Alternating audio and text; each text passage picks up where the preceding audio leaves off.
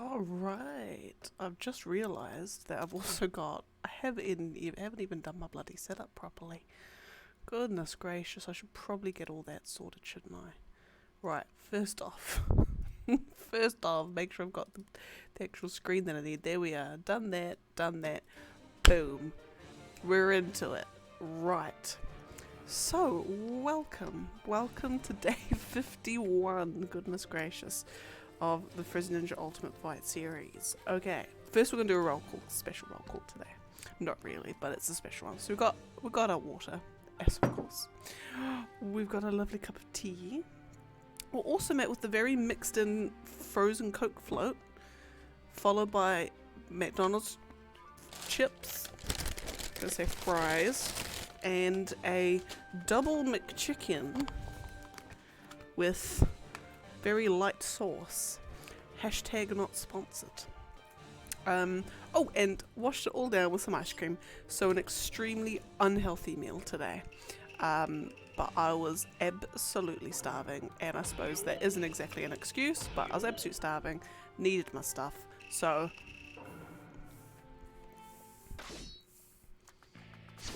lo and behold, here we are. Here we is. Anyway, I hope you are all doing fabulously on this fine day. And yeah, there's nothing really much else to say. Got a couple of wee little updates, life updates, but beyond that, we just carrying on. I have on my, as we've calculated, we're about 31.2%, so we're almost a fifth of the way there. Almost. No, I say a fifth. No, we're over a fifth of the way there. We're almost a third of the way there. Which is exciting. But oh my goodness, we've already done like 3,000 fights, or 3,500 fights, and we're only a third. Oh my goodness. Oh my gracious. So hey. But hey. We're here to the bitter end.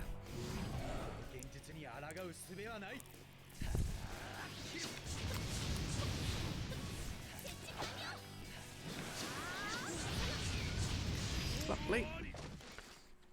That fight, for some reason, felt like it... like the timer went down reasonably fast. Or maybe my perception of time's slow. Possibly.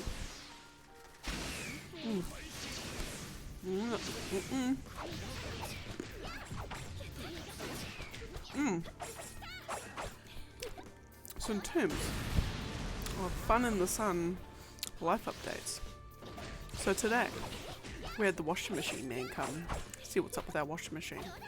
Lo and behold, washing machine doesn't even limit turn on, so we can't even diagnose the problem. So he's getting some pricing for a new circuit board, which for the controls, which I imagine is going to cost a right pretty penny.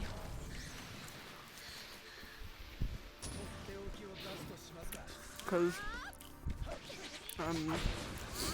what's going to happen is he's got to change the circuit board, and then if that fixes the problem, voila, fantastic. But if it doesn't fix the problem, then we need to pay even more money to fix the actual problem. So it's just it's a bit of a money sink. So, and especially when you were saying that for our particular brand of washing machine, Asco, price for parts almost doubled in New Zealand recently, because something like the head office or something used to be based where we were, but has since recently moved up to Auckland, and it's literally overnight prices doubled. So that's fun. Considering we paid I think about 800 for the machine, so we got it on Trade Me. It had been like, it had an appliance doctor on it, so it was sort of, you know, used, but they refurbished it. So we paid about 800 for it, which for what it is blimmin' good. So if we're having to pay more to fix it, then that's, you know, you know, meh. But all is so what that means then is that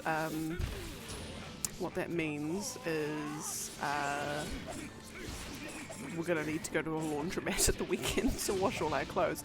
The silver lining to that is, yes, even though it's going to cost money, silver lining is that the laundromat near us has like a super duper large washers, so we can just get all of our washing done in one big load. Because horrendous as it is, I literally, the only time I will ever separate clothes is if for my like pure white business shirts, because I just don't want to risk them getting oh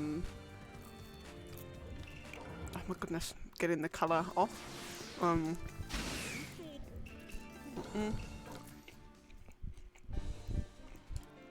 So that, or if a particular item of clothing or towel or whatever is just like really horrendously dirty, which we don't usually get much of,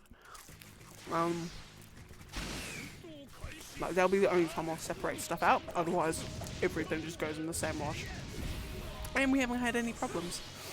And that's been how I've been washing my clothes for like the last like 5 years, more than that, 6 years. So if it ain't broke, don't fix it. I mean, I'm sure we're not getting the absolute quality out of our clothes, but hey, it's working for us, and that's the main thing. Maybe.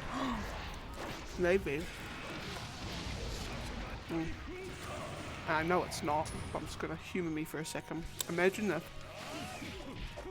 all this stuff about separating out different fabrics and different textures and different temperatures and all this nonsense.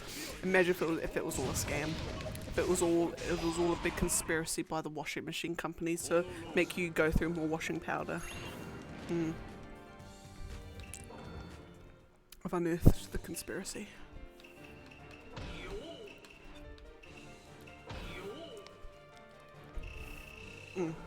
But anyway, we'll take our stuff to the laundromat at the weekend.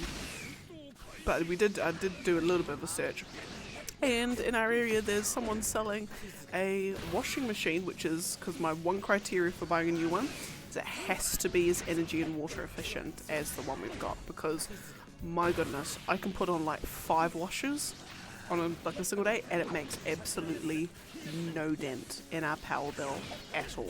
It is fantastic. So I'm not doing any more than that, because there's one if you ever lived with me, God help you, because I get so anal about my about the power bill, needlessly so, and it's purely just because I've heard people say, oh, I paid $300 a month. I was just like, yeah, no, I can't. In my head, I cannot justify spending that much on power. And luckily we don't. I think the most we've ever had to pay is about $160 a month, and that was in the winter months, and flat with an absolutely ridiculous water pressure in terms of its like super water pressure, and a heat pump. So without either of those things, we hopefully shouldn't have another $160 power month. You know, like even if we did, it's not like we can't afford it. Like we could definitely afford it if we did. But the thing is, just for me, it's just, I don't know.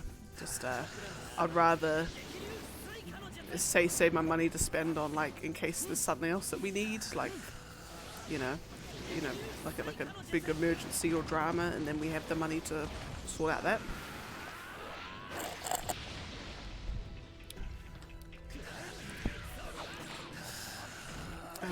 Yeah, so we found one on, yes, we found a good one, a cheap one on Trade Me, which is same energy efficiency, you know, is a front loader as well, which they tend to be more energy efficient than top loaders, just from the nature of them.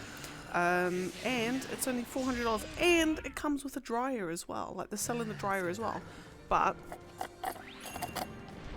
you look at the energy efficiency on the dryer, and it's like not even a star, which is shocking, absolutely shocking. So that won't be used. by me at least, and I'm going to stop the boy from using it as well.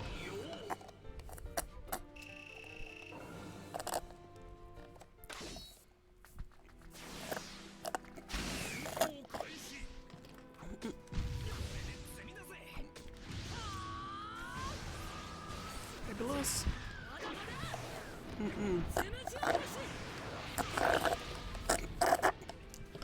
And the good thing too about all of this stuff is it's only $400 for the 2 stuff. So I'm like, it's either really cheap because it's really rubbish, or it's really cheap just because the person just genuinely didn't need it. It was surplus, and they're not particularly fussed about the price, which would be outstanding. I doubt it, but actually no, the lady, I think it was a lady, the person on the ad did make it seem like that was the case. I really hope that's true.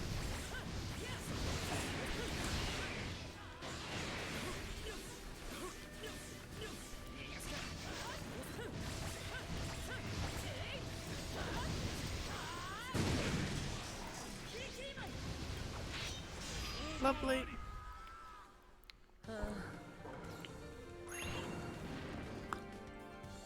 So, oh, that all went down weird. Excuse me. Yeah, so all hope may not be lost with our washing machine, because I've got a feeling that these parts for our current one are just going to be way too much. In which case, then we're definitely going to be, buying that other one. We at least have until next Tuesday to make that decision, because the auction closes at 4 next Tuesday. But I think we should know what we're going to have to pay for the other one by then, so it shouldn't be too bad.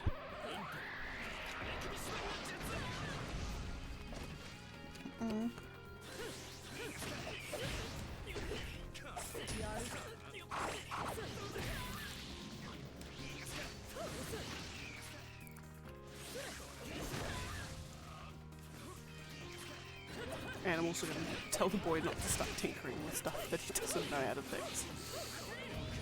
Because you do more damage than intended again.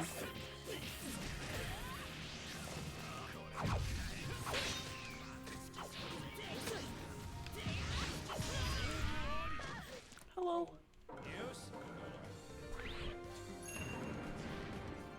2 minutes to download 7 gigs. God damn. That's insane. Cool. Oh, did you get the DLC? Oh, nice. You complete?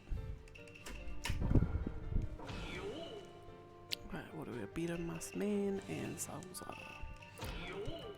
So that was the boy coming into flex about our internet speed.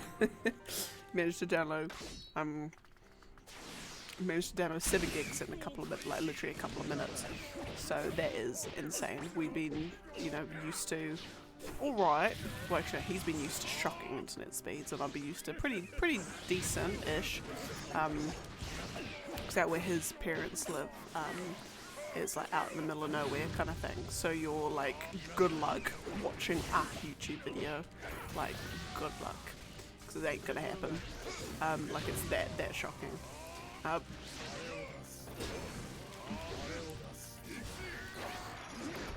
Whatchamacallit. Yeah, so this is like amazing.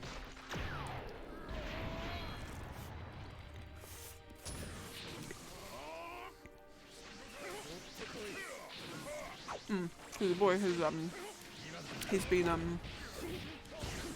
literally just finished Resident Evil Village. And so he's just downloading the expansion for that. It was funny because I was like, oh, if there's any like things in the story that you're not quite understanding or unsure of, I can help you out. And he's like, how do you know the story of it? I'm like, because I looked it up on the wiki page. And he's like, but you hate Resident Evil games. I'm like, I can't play them because they scare me too much, and I do not at all in the slightest do well with like any kind of horror stuff, or like body horror especially, especially like I like to call it medical body horror, where it's all like viruses and laboratories and science and hospitals and viruses and that sort of stuff. I just, oh, no, hell, like, wild horses could not drag me into like a film or a game or anything to do with that, but that's not to say that like, and I suppose that's in the sense of like I just feel really nauseous and extremely skin-tinglingly uncomfortable around that stuff. So I just avoid seeing it or hearing it or anything like that. But the Resident Evil wiki page is very detailed, extremely detailed in the story, and they give me all the information. Like I can read that sort of stuff and it's interesting, but I just can't play that game, or those games should I say. I'm gonna do some cowboy. Yeah, so that's so like I fully know the story of Resident Evil Village.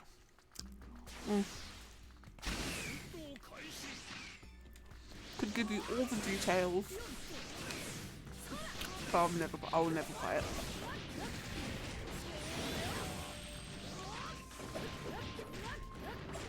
And I won't like watch Resident, like the video. I won't watch videos of it either, just because it's so like, bleh. But I'll see like little baby pictures. I'll see pictures and words.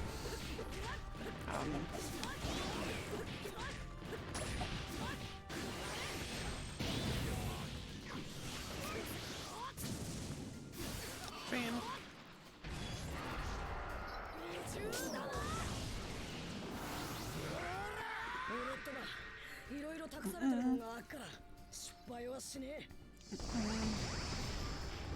Whereas the boy absolutely loves, like Resident Evil.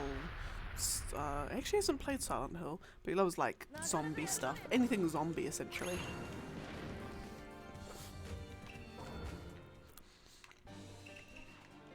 And I'm like, yeah, nah, I'm good. I'm good, thanks.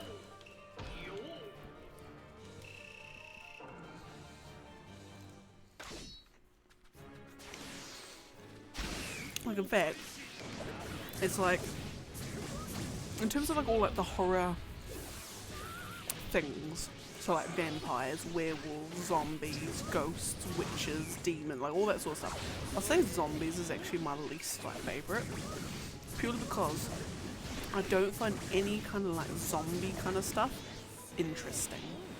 I don't find the zombie outbreak kind of thing interesting in the absolute slightest. Like Walking Dead, could not care less about Walking Dead.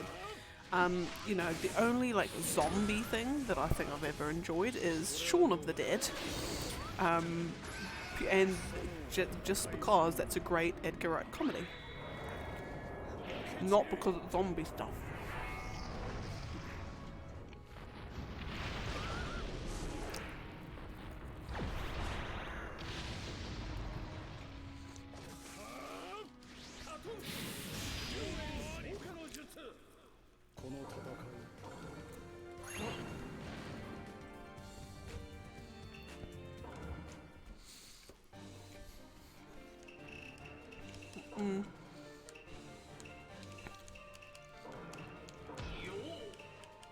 Okay, mukbang's almost done.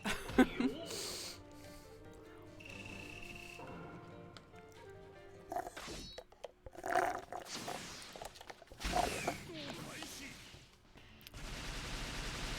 nice try, myself. Yeah, so anyway, that's what the boys doing. What's that? Yeah, washing machine. Might potentially have a new washing machine, hopefully, maybe. Either a fixed one or a new one next week. At this rate, or most likely be a completely new one. Oh, that's right, because it's the boy's birthday on Sunday. I still haven't got him a cake yet. So that's my job on Saturday.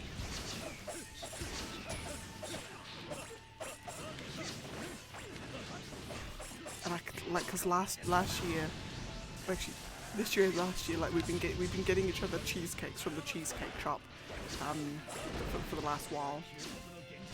But I'm just thinking I might switch it up and go like, either do I just get like a supermarket cake?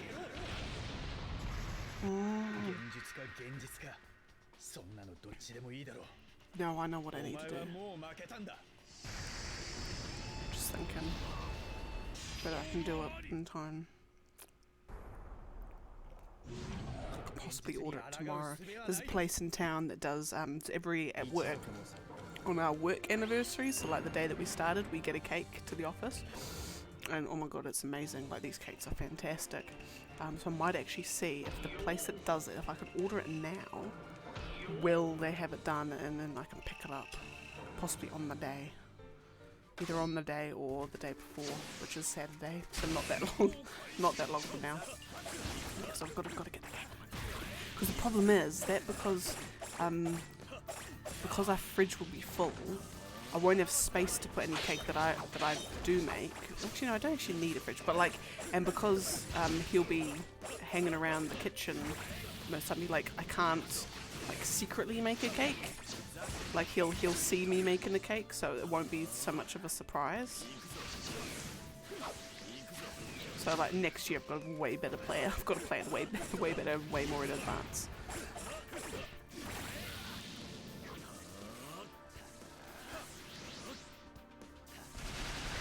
Lovely.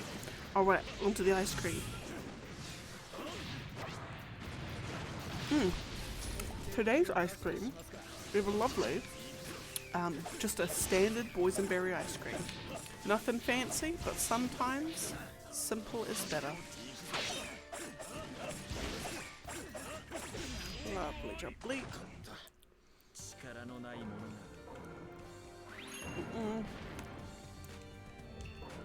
Okay, we've got now Neji and Chio.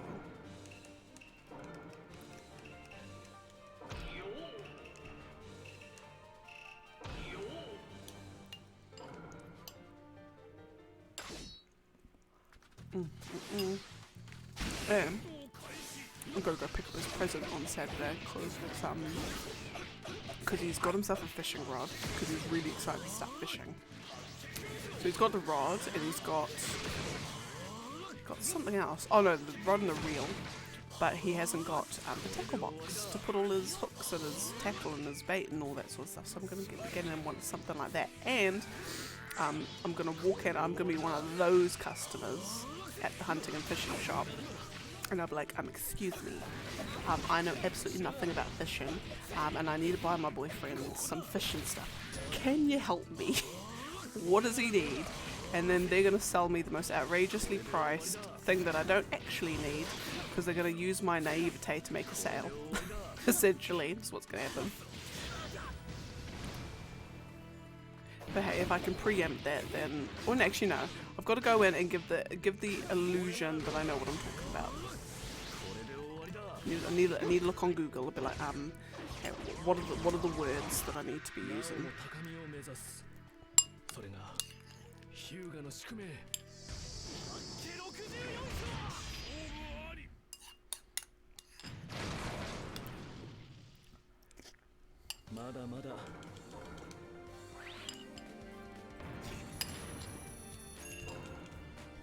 So I might do that on the way to the laundromat.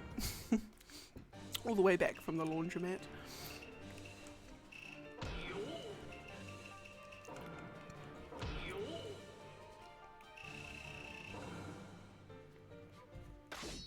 I'll do it sometime. Because another thing too, I've got added pressure that the present has to be good because his parents are going to be there, or going to be here, should I say? So I've got to make sure it's extra good. So it's not like, you know, it can't be like a cutesy kind of couples, you know, oh my god, you're my boyfriend, love you. It can't be one of those presents because he would absolutely die if I gave him a present like that in front of his parents. I bought him a blow dryer. I think it was our second or third Christmas together. Bought him a blow dryer because we were staying at a hotel and he had a blow dryer. Oh my god, he loved that blow dryer. So I'm like, right, I'm gonna get you your own little blow dryer. You know, you can do your beard because he wanted it for his beard.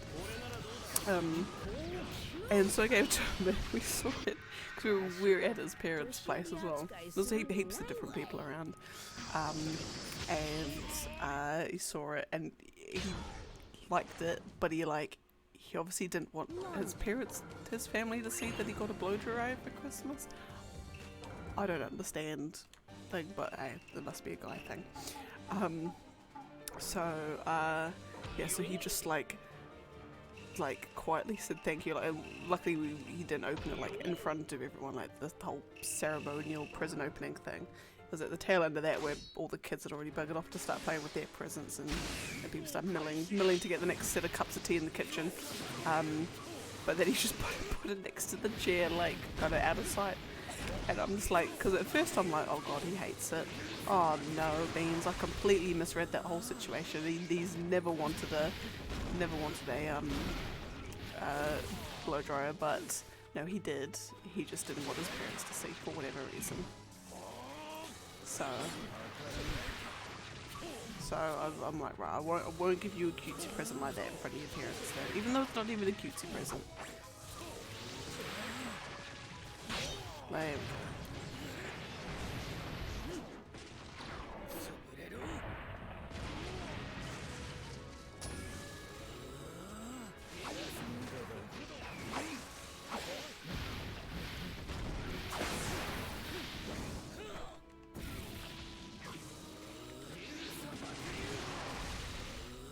And then last one.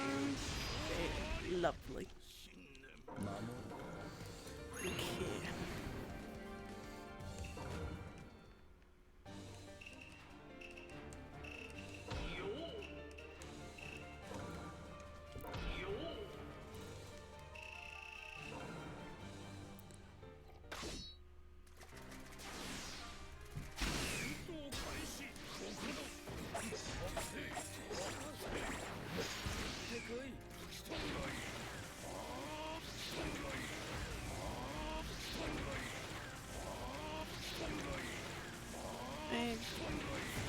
I'm a good guy. You gotta try better than this, mate.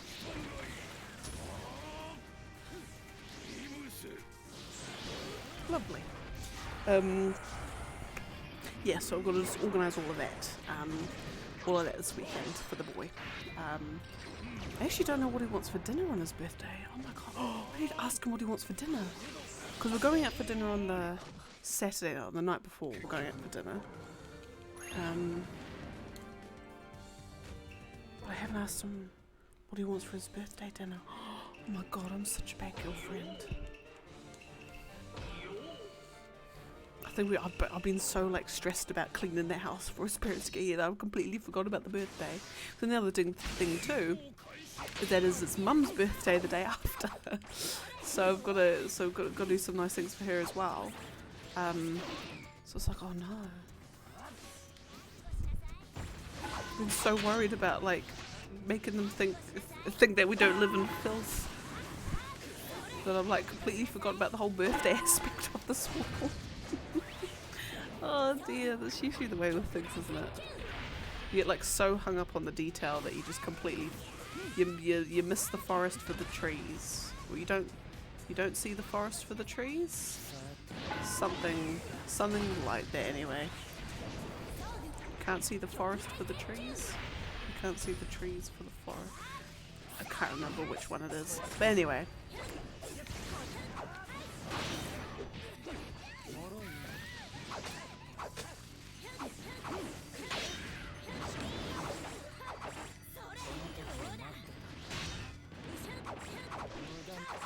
Frame rate just tanked there for a second. Okay. I hate playing as 10-10 so much.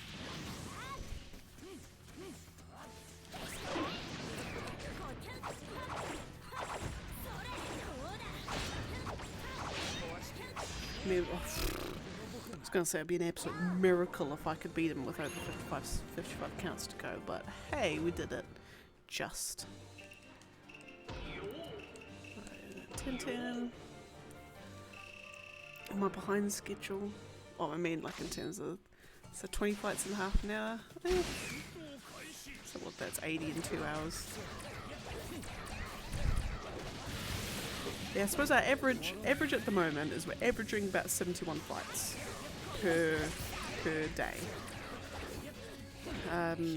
Which is not bad. I want to try and get the average up to 80 if possible. As close to 80 as I can. Like lately we've been doing 80 plus, which has been fantastic. Because if I can do that, then for the rest of the days, if I can do that for all the remainder of the days, we can get down to, we can finish this whole series in September. Ideally, I want to get it to August if I can, but I think the likelihood of that at the moment's probably not going to happen, unless, basically, if I can do a couple of, like, if I can do, so I'm going to have to play catch up over the holidays. Luckily, I might actually be able to do catch up over the holidays, because me and the boy are on call at work, though I don't expect there to be anything from my work at least, then I can do, and yeah, because we're on call, we won't actually be able to travel up north. Therefore, we'll be staying here, and then, you know, that's a whole bunch of free days. So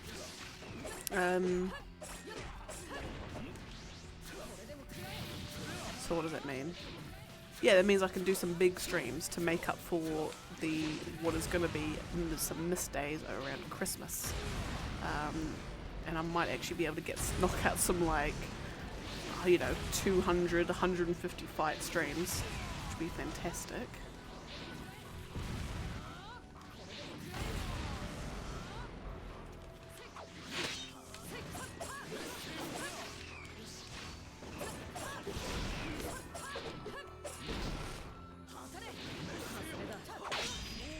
Lovely.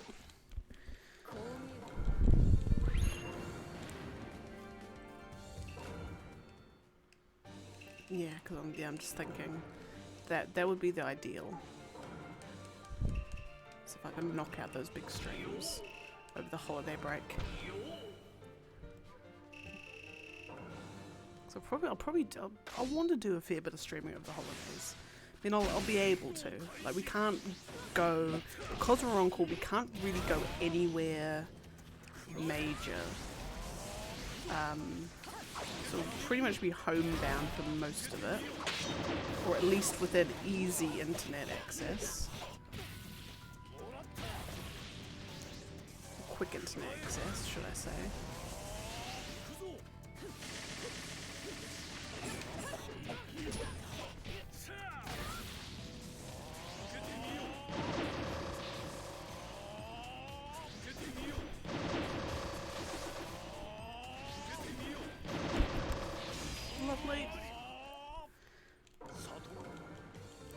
Okay, now we're going to update the list. We're down to 7,650. Alright. Now we've got Toburama and Chio. Again? Yeah. Yeah, so...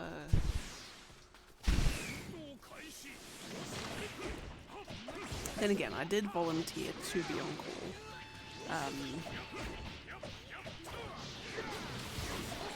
Because just some extra cash after the holiday madness would be fab.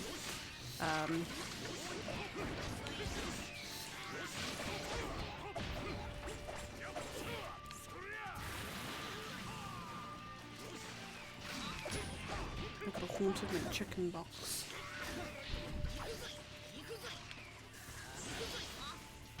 Hey!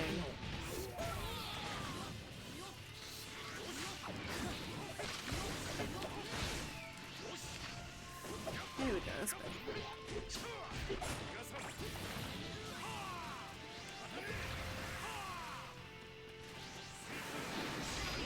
Beautiful. Lovely.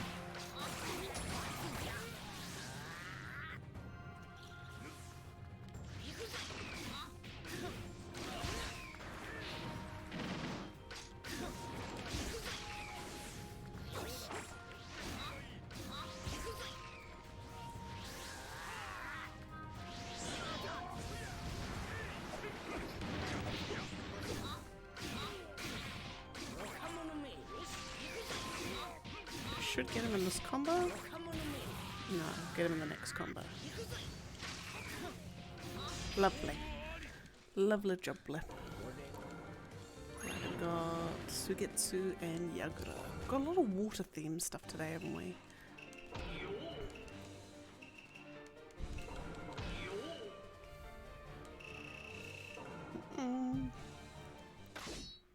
Actually, now sort of, yeah, if I think about this, my schedule sort of coming up to Christmas and sort of what I'm planning on doing leading up to Christmas and beyond is so still plodding along with the trail stuff. After that, after I finish trails, which I anticipate to be probably not within the next couple of weeks, I would almost, so if I say probably maybe just after Christmas, I expect. Depends, I guess.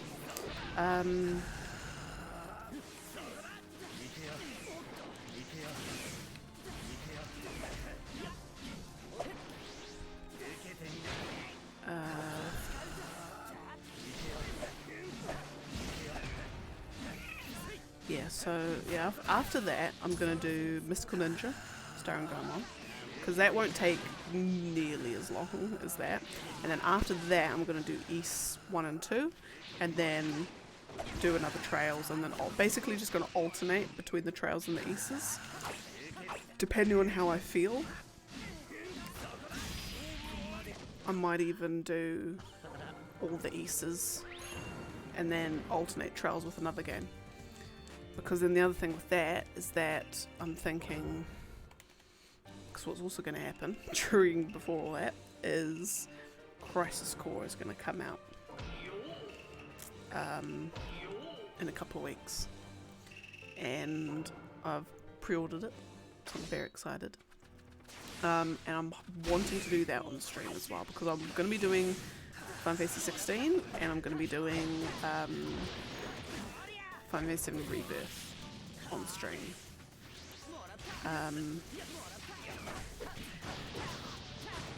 And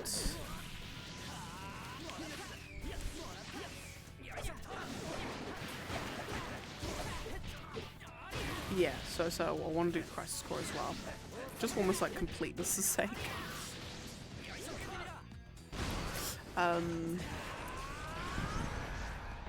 There's that, I guess. And then, so then what I might do is then I might have only one day of the week as Trails. And then the other day is Crisis Core. And then when Crisis Core is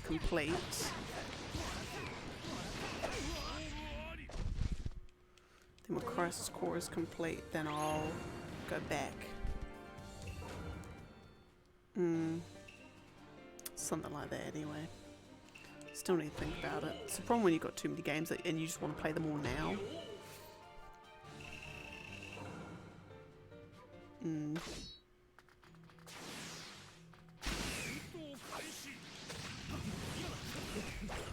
Yeah, because we're definitely because I'm taking time off of work when Final Fantasy 16 comes out.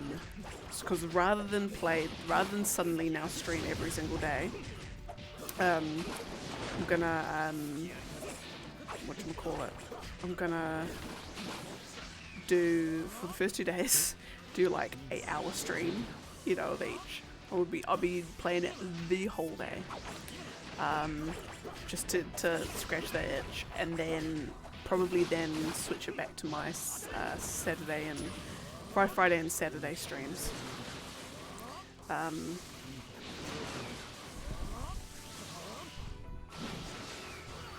Yeah, I might do that.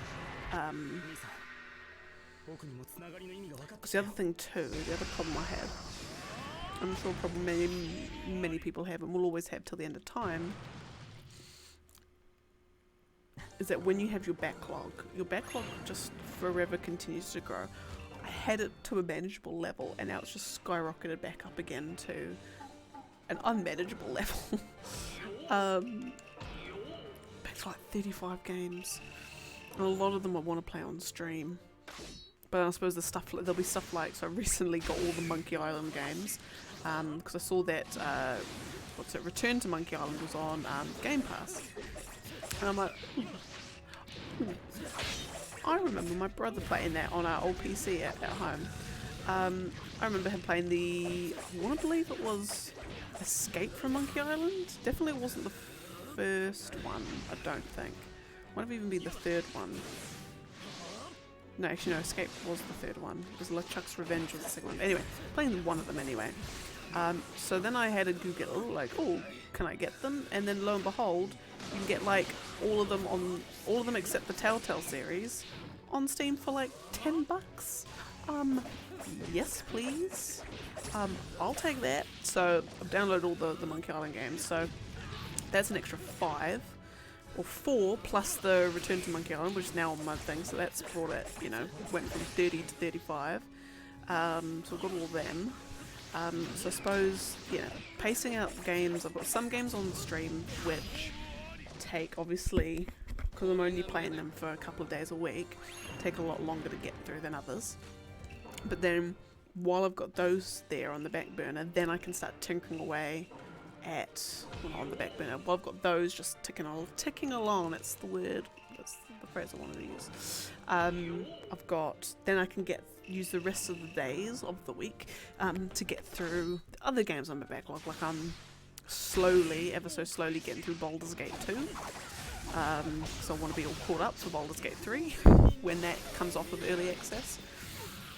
Baldur's Gate 2, I've got like, you know, trying to platinum Skywalker Saga, just all of these games. I'm just like, I'm halfway through. I've just got to finish them. So then, you know, it's kind of like a balance. Like the less time I dedicate to like you know, the other games, is more time I can dedicate to these ones that I just need to finish. So the problem is I've also got the curse of, you know, where you just have to finish games. You absolutely hate leaving games unfinished. Like if I buy a game, I play it to beat it, and more than that, depending on the game, I play it to either platinum trophy it or to just get, you know, as much content in it as possible. Like Starfield is gonna be, it's not even gonna be a labor of love. It's just gonna be, I'm just so looking forward to the game. I'm gonna spend so long in it. It's gonna be amazing. Oh, I found out some more details. I think that it's true about Starfield as well, which allays some of my fears a little bit, but I'm not sure whether some people are going to feel ripped off. But anyway, what am I going to say? Yeah, so I think having that mix of games that just slowly just tinker through on stream and the games that I slowly just tinker through otherwise, once I can start clearing, because I've had games sit on my backlog for years and years and years, and once I can just finally like my dream, my ideal is the only things on my backlog are either completely new series that I've just discovered. So, you know, like Trails, like, you know, I didn't have any Trails games on my backlog for, you know, until I've got all of them on my backlog now, as of like, you know, a couple of weeks ago. Well, more than a couple of weeks ago, but a month ago, I'd say. So it's like, yeah, so my dream is that the only things on my backlog are newly discovered series or games that have like just newly been released or released within the last year or so, and I just have to get around to them. So at the moment, things like Bayonetta 3, Pokemon Violet, Sonic Frontiers, like that sort of stuff is the stuff that is the only stuff I want on my backlog. I don't want games that I've been plodding along, I bought like 5 years ago, and I'm only just now getting around to actually like knuckling down and finishing them. You know, and the backlog will forever be an ongoing thing, but I just want to get it down to like 5. I just want 5 games on my backlog, and that's it. Like, wouldn't that just feel so amazing?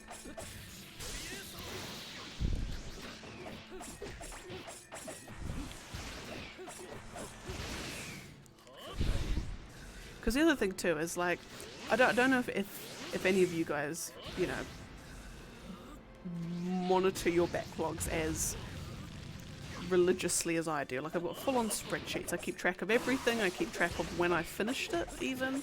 You know, little note systems, full of all that sort of stuff. But when it comes to, like, DLC, I don't quite know how to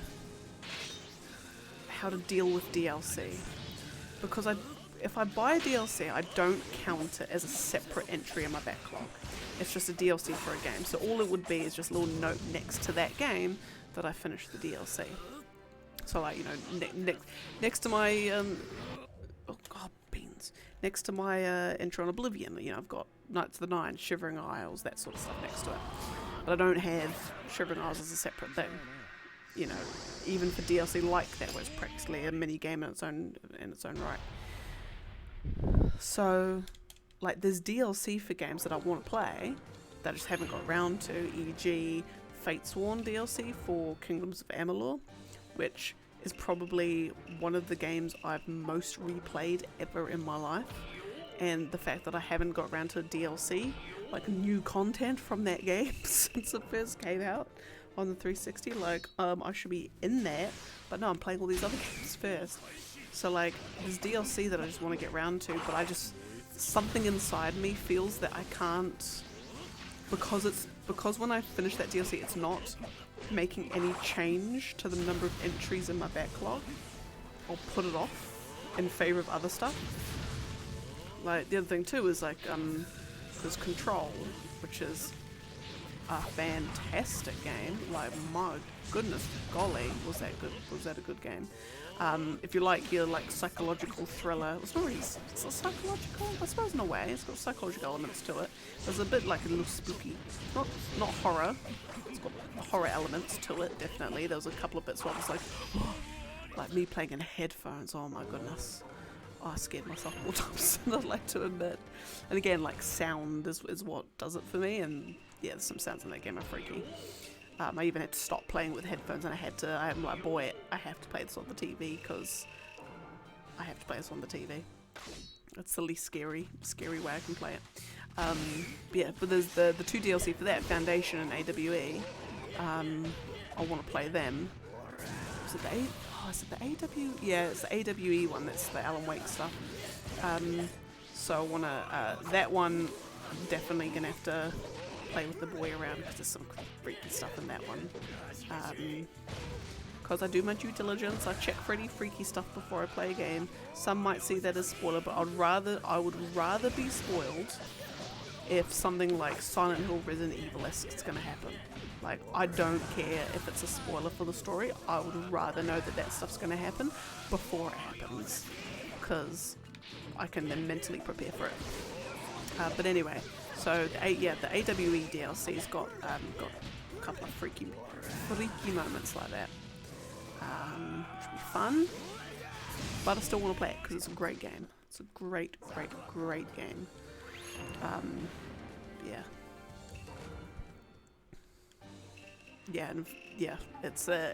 It's always great when, you know, you look up, you know, you read the stuff on what people thought of it on, like, Reddit or something, and they're like, oh my god, just wait till you get to that bit, and everyone's like, oh my god, that bit, oh my god, like, your life's gonna change when you get to that bit, oh my god. It's then obviously something amazing that they, you know, some memorable thing that everyone just seems to automatically know. It was great, because when I played it, I was waiting for it. I'm like, is this the bit? Because this bit's kind of cool. I'm like, yeah, this bit's pretty neat, but is it that bit? And then I'm just like, what if that bit is something I've already done, but I didn't realize it was that bit, because maybe I didn't have that big of a reaction to it. But then you get to it, and you know exactly what it is when you get to it, and you're like, oh yeah. This is what they're talking about. There's a fantastic segment in it, and it's a fantastic segment. It's probably a good 3/4 of the way through the game as well.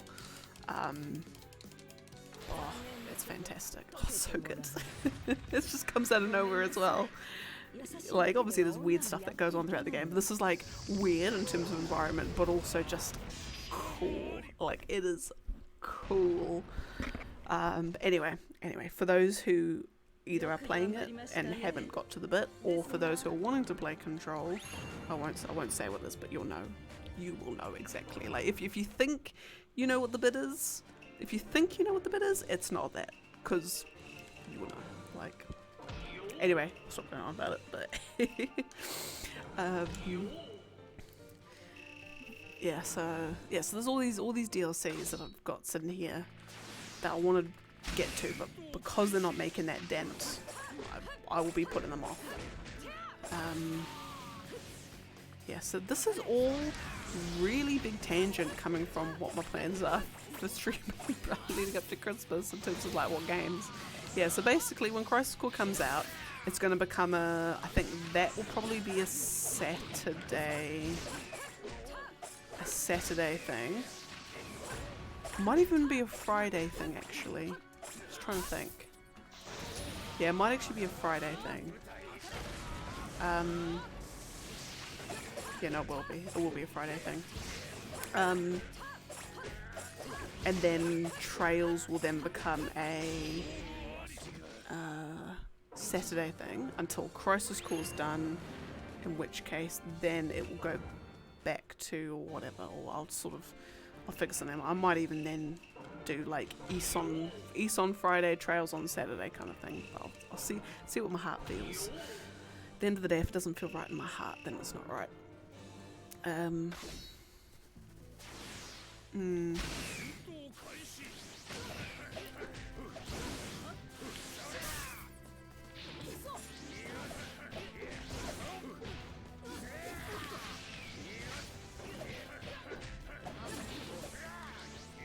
It was also interesting too, because when I was looking at you know, when people were talking about how like tips for just getting through your backlog, some people were saying, you know, when you finish a game and you don't know what next to play, just randomly generate one.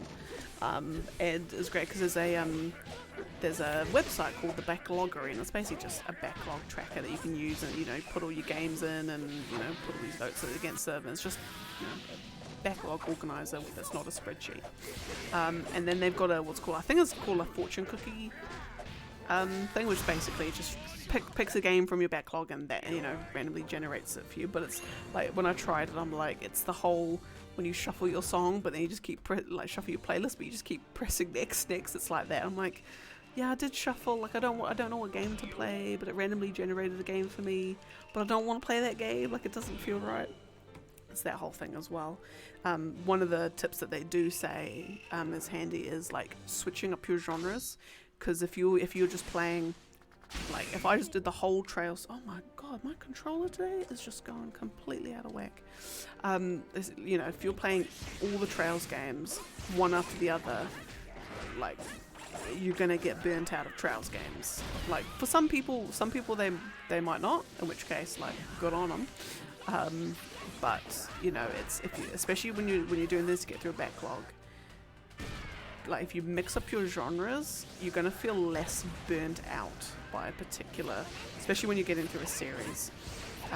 So you know, if you've got like 3 JRPGs, a racing game and a rhythm game or something, then you can just do your racing and your rhythm games in between your JRPGs, and at least then you know you've got longer paced games, slower paced games mixed in with faster paced games, so you feel like, you know, you can get through your faster paced ones faster, and then at least you're feeling that sense of achievement that you're actually getting through it. You're getting through something. Like, it's interesting now because, you know, because I track how many games I've finished each year. So I finished this year, I finished like 15 more games than I did last year. A lot of that's partly due to, I think I finished all of the Devil May Cry games in January. So that's 5. That's 5 right there. I just blitzed through all of them. They were fun. What was my least favourite? 2, I think, was my least favourite. But anyway. So it's all of that.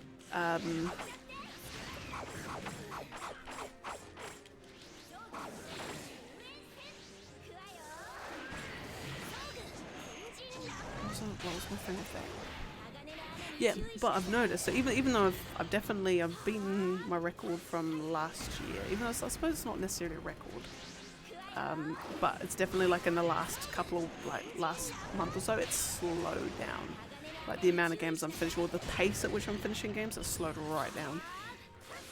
And it'll probably most likely be due to I'm playing far more long RPGs now than I was at the start of the year.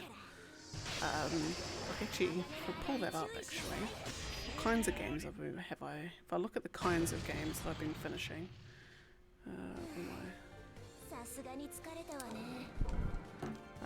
yeah, so this year, so you know, Guardians of the Galaxy, it's like an adventure sort of thing. Tales of Arise, I did. I finished that on the 8th of Jan, although I think I started playing that,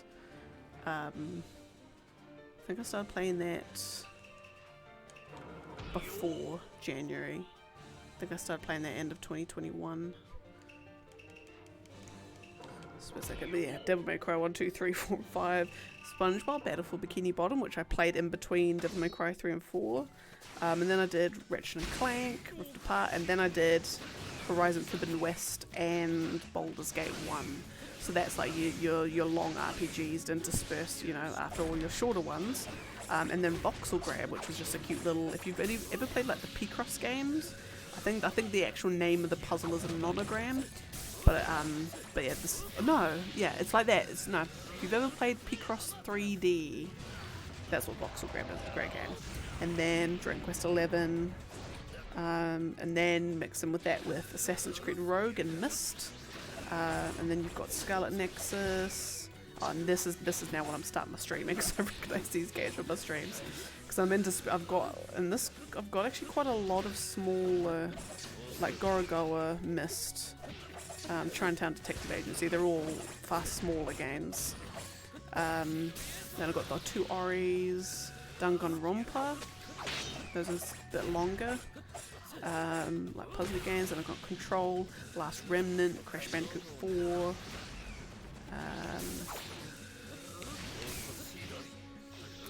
What else? And then Tina's Wonderlands, Kana, Little Big Planet 3, Borderlands 3, Stranger Paradise. Yeah, so I'm sort of all of the games, they're quite mixed up in genre. So, and I think that was probably, I would like to say that's, and the fact I suppose there actually are a lot of small games. It's like Superliminal, Forgotten City, Escape Academy. Even Crash Bandicoot 4 was a really short game. Especially if you're just trying to finish the levels, it's a very, very short game. But even after all that, that's most likely what contributed.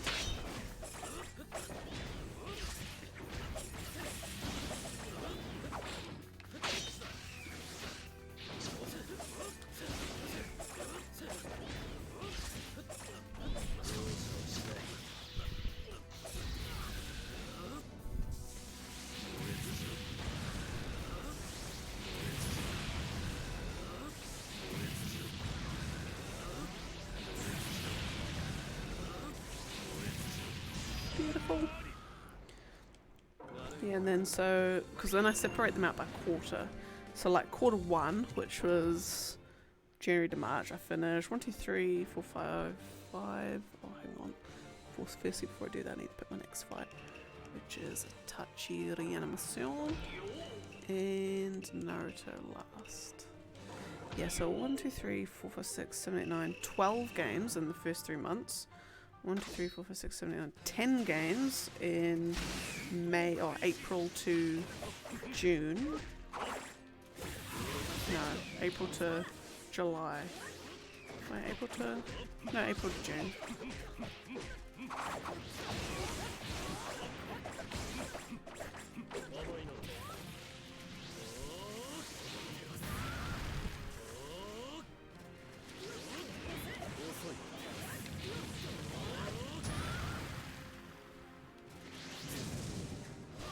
Lovely.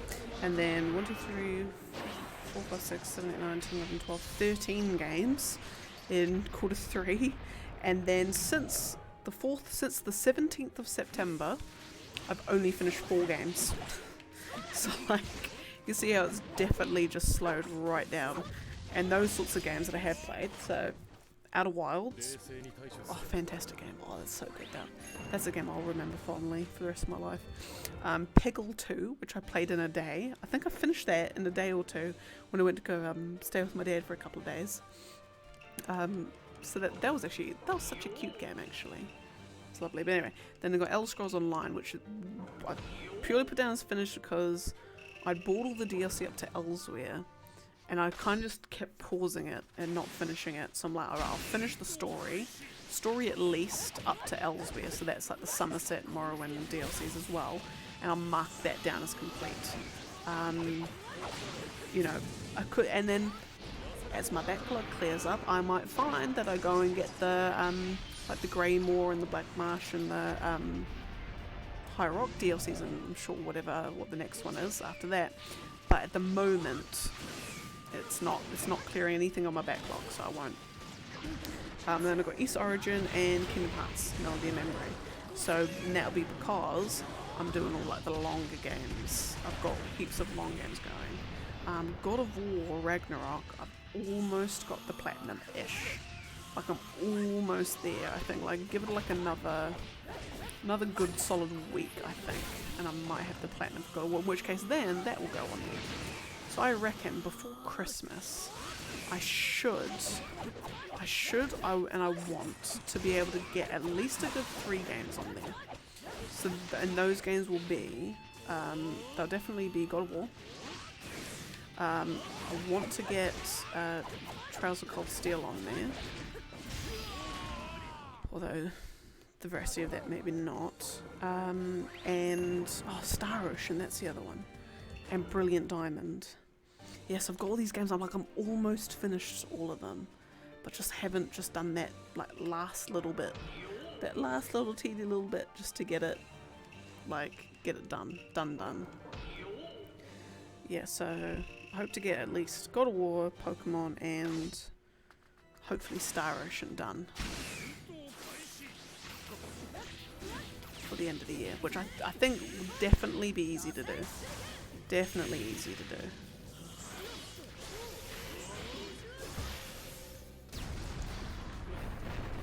Yeah, because Crisis Core I'll be playing only like 1 or 2 days a week.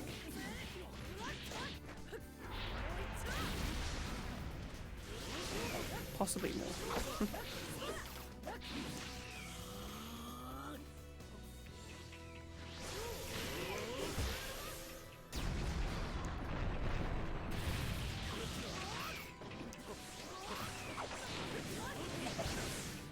Actually, I lie. Yeah, around between Christmas and New Year's, and even after New Year's, because I don't go back to work till the the something of June? Something of January, like the 9th of January or something. I'll have all of that time to play games and do streams.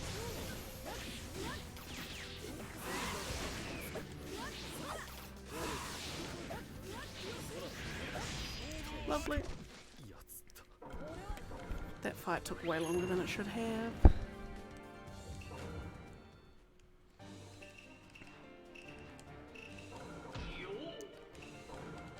But after this file, I'll update the list, I think.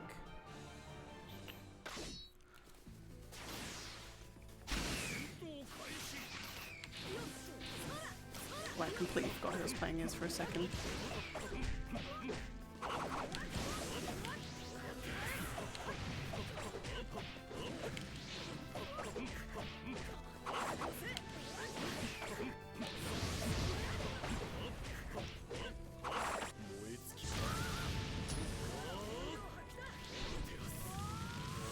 Oh, beans.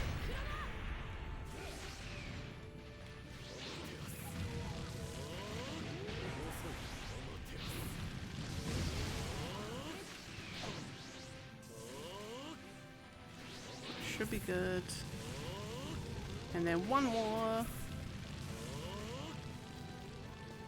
Hey, look at that. Lovely.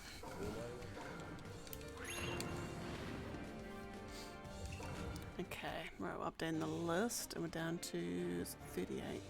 No, 28. A lie. 28. Fabulous. We should definitely get down past in the 7,500s today. Exciting. Exciting. I want to try and get to at least 80 fights today as well, which we should be on. I'm making good time for the fights recently, so it should be definitely achievable.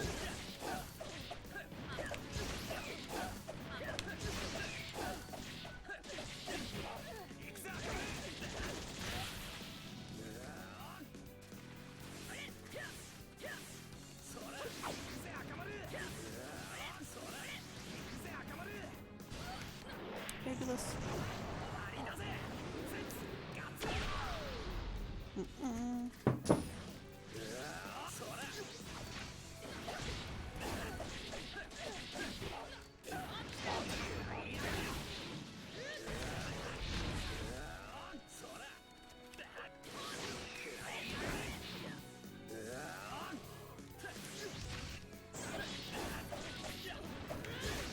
Oh, that's what I completely forgot.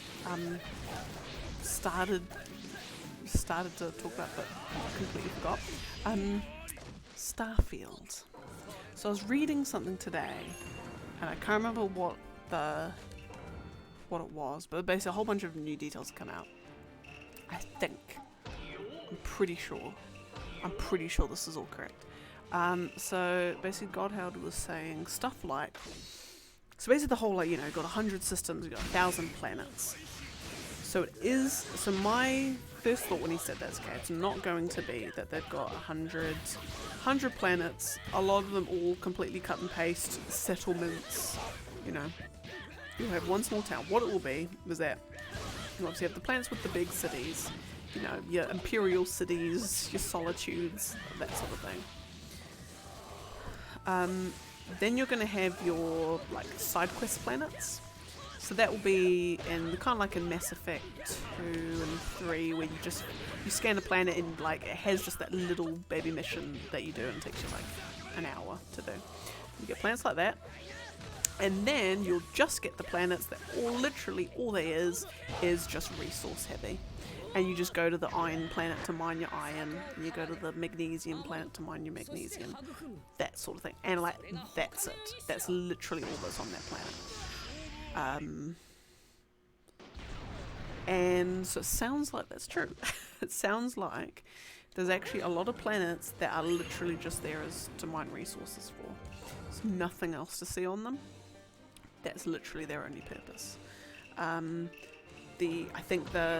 That's right, I know why I was reading this. It's because the article's around something about the loneliness of space. They want you to Starfield, you feel like you're on your own, and that's the experience that they're trying to go for, is rather than something like Outer Wilds, where it's you're just lost in the vastness of space by yourself, and you just kind of feel the existential dread seep in. This one's the melancholy beauty of you're standing on a big rocky wasteland, and you know that you're the only one on this planet. That's the kind of thing they're going for. Which I am fine with. I am all goods with that. I think it's far too much to... And again, it all comes down to how they sell it, I guess. But I think they're smart, not trying to cram heaps of content into every single planet, because then they're going to get the complaint that everything's too cookie cutter. Unless they literally took the time to handcraft every single thing, but 1,000 planets? I think not. I mean, then, as I said, if you've got the time, by all means, handcraft away. But then people complain that it's too big. It's kind of like they can never win. If they handcraft everything, then people complain that it's too vast a game. and way too vast, and you know, waste of our time, and we don't have that much time anymore. Even though people play MMOs and like, you know, EVE Online and Elite Dangerous, all that kind of thing. Anyway, but so there's that. And then if they don't put enough content in, then people just say, oh, it's a big empty, you know, they've sold us 1,000 planets, but technically there's only enough content on like 10. So what was the point of making the 1,000 planets? And like, they're kind of like, with a game like that, you're kind of in like a no-win situation. You just have to do something like the Outer Worlds did, where you've really only got like 5 planets to explore, like five major places, and people actually seem to not mind that one, I think. Probably because from the outset they didn't say, oh yeah, you've got all these places to explore, you've only got these like 5, so I suppose the expectation wasn't there. That one. Oh, hello, what's up? I am very, very well, thank you. I hope you are doing lovingly as well.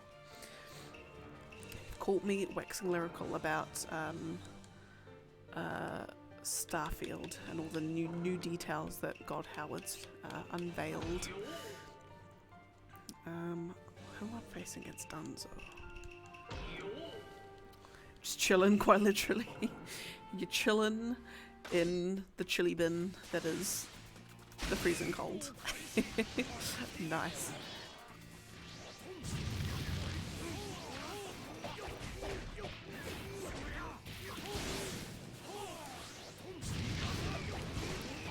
Is there like so like for us, you know, because it's well, actually no, it's technically our summer now.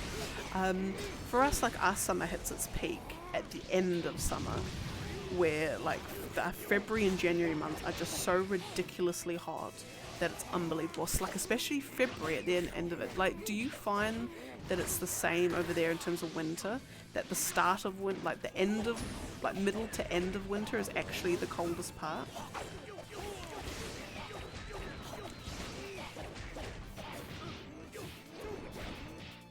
Oh, it is? Okay. So it must just be a thing.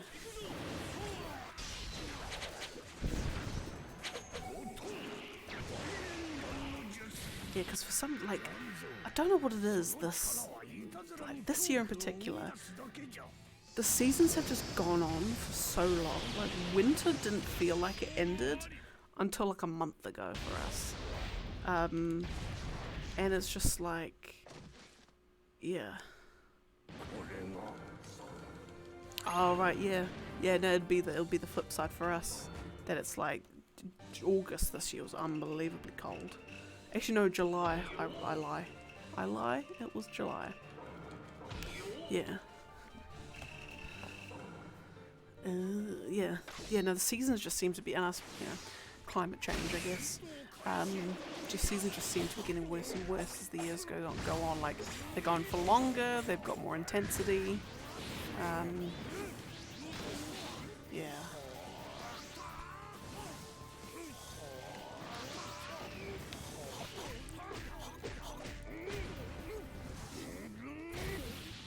What I think we need to do is, apparently the scientists, I can't remember where they said they were, scientists somewhere trying to work on warp drives already, so try and get us off this rock before things turn too south.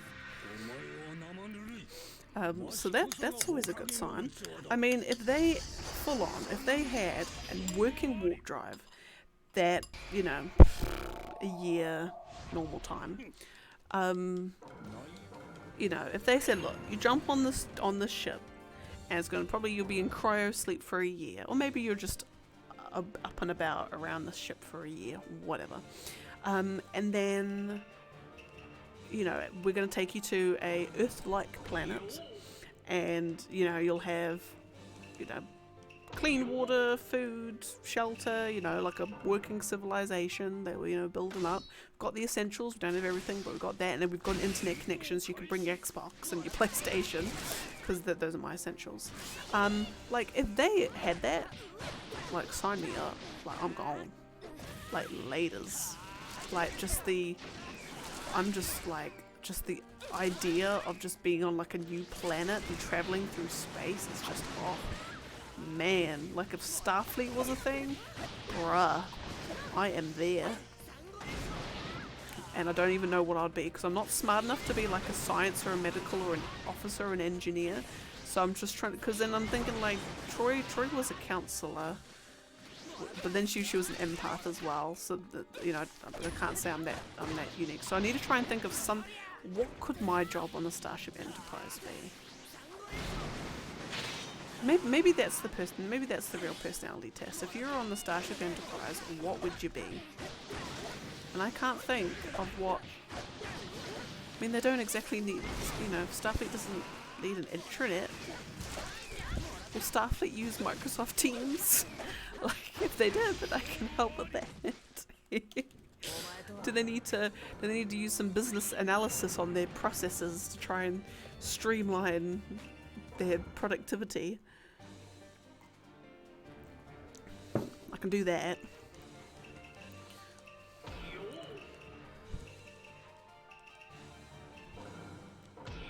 In fact, there you go.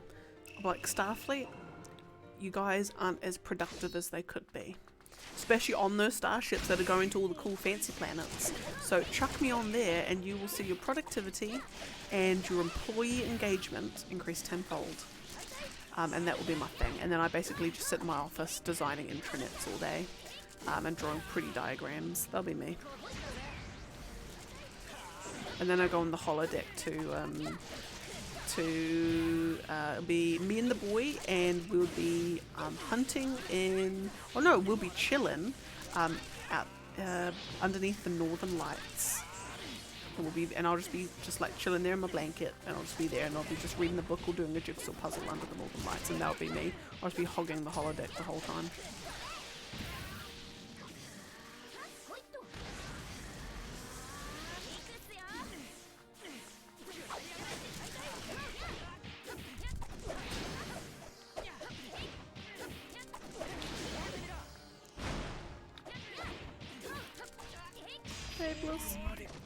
What have I got next? Konohamaru and Karin. Oh, have you I've seen this. I was seeing all on Twitter today. All the the Super Mario trailer, but like all in the different languages, and people are trying to say which dub has the best sounding Mario voice. Like people are so. Like, they hate Chris Pratt's voice so much that they're like, oh my god, the Spanish dub has the best one. Oh my goodness, the Japanese dub, like, he sounds too sexy. It's like all this kind of stuff. I'm just like, oh my god, people are losing their minds over these, like, Mario trailers. It's and then Princess Peach is now, because she's now, you know, badass chick, people are losing their minds over that. And it's just like, oh my god, all hell's breaking loose over the Super Mario movie. Yeah, no, I must admit, it's why they didn't get Chris Martinet, I cannot say. I just think it's in terms of like business decisions, like I can understand why they went with someone like Chris Pratt, because they want the name. They want the name on there. Like, a fan of Chris Pratt that doesn't particularly care for Mario is gonna probably go and watch it because Chris Pratt's name is on it, rather than Chris Martinet. Like, that's just plain and simple. That's the reason why they did it. But when you've got the guy who's been voicing Mario for all these years and does it so perfectly and so amazingly, and you don't use him, like what? It's just so odd, so crazy. You know, and yeah, Chris Pratt's voice is, I mean, it's not shockingly bad. It's no Sonic movie OG design fiasco, but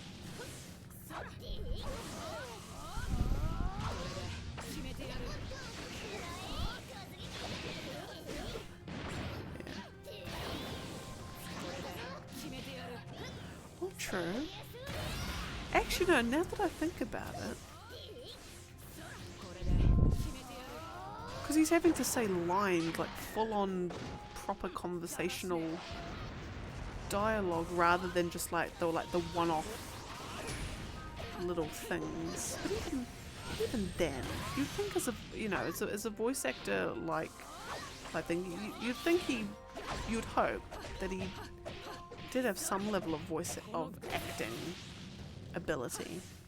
But who knows? Anyway, it is what it is. Yeah. Saying a whole sentence is different, I suppose. Yeah, I suppose in that kind of way. Again, we never know. Like, there could have been an extremely valid reason why, or maybe Chris Martinet was like, yeah, no, I'm good. I'm kind of done, or like, yeah. Well, who knows? Who knows? Yeah, but the movie does look kind of fun. It does look kind of good. I do like. Say what you will about Illumination. I love the Minions. I will fight anyone who tells people cannot like the Minions. I don't care if people don't like the Minions, but I freaking love them. And I don't care what people say. but Illumination too, like the animation style and the look of it, I like quite a lot. Yeah, and Jack Black's like, he would have been having the absolute time of his life, I reckon. He's the kind of actor that just loves the craft and just loves it. He just like, put me in something cool, like I'll do it, like I'll pay you. Yeah, I was watching so there's a YouTube channel I watch called Good Bad or Bad Bad, and these two guys, they basically just do they review like bad films. They say whether it's good bad or bad bad. But so they were doing a film called The Unexpected Race, and so it's about this from this guy called Stephen Grew, and they said, oh my god, you have to watch this documentary that this guy did, about this guy, because he's done something like 207 films over the course of the last 15 years or something, but they're all low budget. He doesn't pay anyone, because he can't pay anyone, he's dead broke. But he makes Yu-Gi-Oh fan films and does all the stuff, and he is just so in love with making films and with acting that he just does stuff. But anyway, and what this documentary was is he was remaking this Unexpected Race film. He wanted to redo it 12 years later, and they managed to get, I think there was a producer who does produce Napoleon Dynamite and all those sorts of films. I absolutely love this guy, and so he offered to be the producer on this film, and they managed to get Jack Black to do a part as a sheriff in this film. And because Jack Black just wanted to do it because the producer had shown him a couple of this guy's movies, and he's like, oh my god, this is fantastic, I need I need to meet this guy. And then when he gets the option, the chance to be in this film, Jack Black was happy to do it for free. I don't even think he got paid. I think he just did it just because he was just a fan of this director. But he's just such a nice guy. He's just he's one of those very, very few Hollywood dudes that is just so, hasn't let it get to him, and is just so sweet, so genuine, and I love him so much. And also it helps a lot that he's into metal music, that Brutal Legend game. He was the main guy. Fantastic game, especially if you love metal music, my goodness. But just it's great. I love him to bits. Yes, and Tenacious D, exactly. So it's just he's a great dude, he's got great taste in music, what can I say?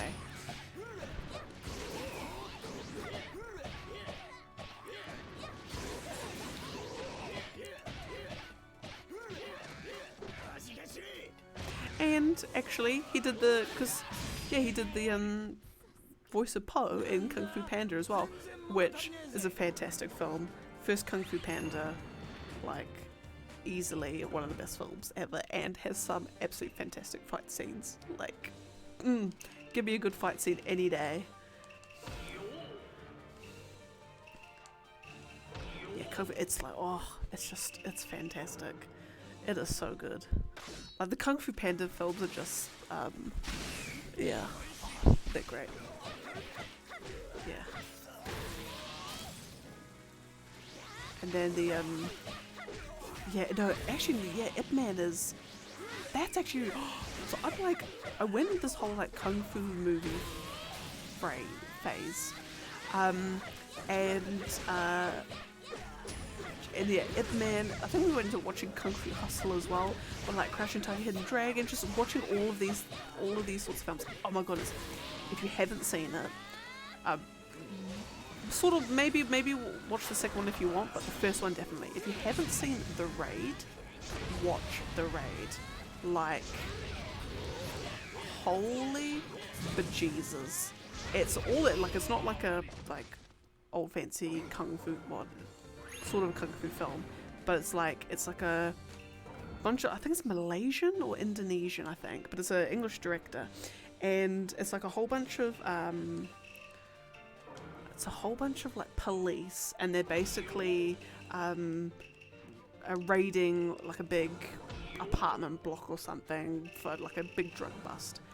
And it's basically the whole film is literally just that, it's a drug bust, but the main dude, I think his name's Rami or something, he's a kung fu whiz, and the fight scenes in that game not in the game, the film, are unbelievable. Like, oh my god.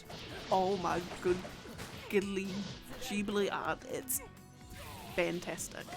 Because it's obviously, it's got like guns and whatnot in it, and you know, big gritty violence, but like obviously there's bad guys that know kung fu, so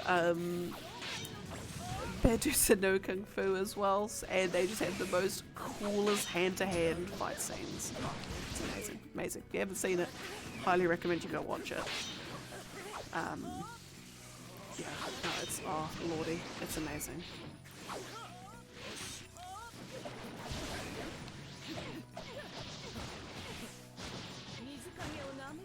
Damn.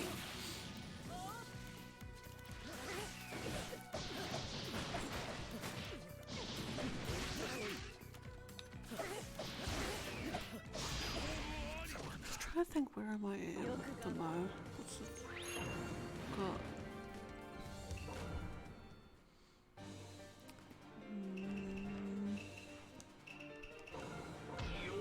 No, I don't want that one. I want that one. Lovely. May. So I've got about, I'm down to about 12. So I've got about 12 more fights after this, and then we're down to 7,600.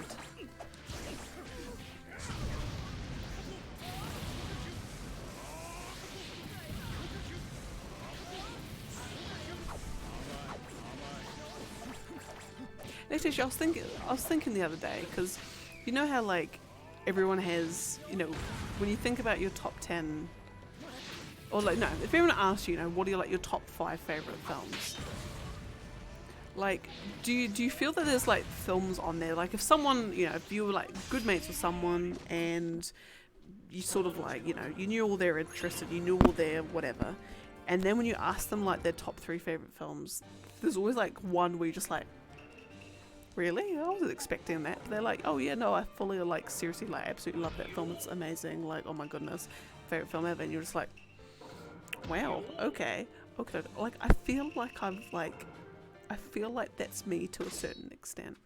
Because it was funny, because a couple of years ago, actually, no, was it last year? Well, it might have actually been last New Year's, but we put together like a family quiz.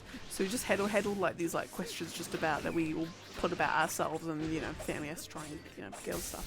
And so I put you know, which of these films is not in my top 3? Yeah, so of the 4, 3 of them are in my top 3. Which is the one that isn't? So I had Wayne's World is a fantastic film. It's just a film I appreciate even more. More and more on rewatch. Austin Powers 2. Is it? No, it's not Austin Powers 2. It's Hot Fuzz. God, now I'm even questioning. I'm like, oh no, do I even know my own top 3? Yeah, no, Hot Fuzz is my second one.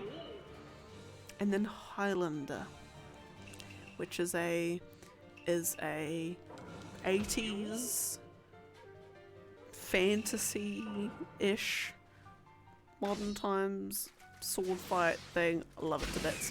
The rest of the series can go die, but the first film was amazing. But anyway, and then the fourth one that I had on this was Thor Ragnarok, which I do love.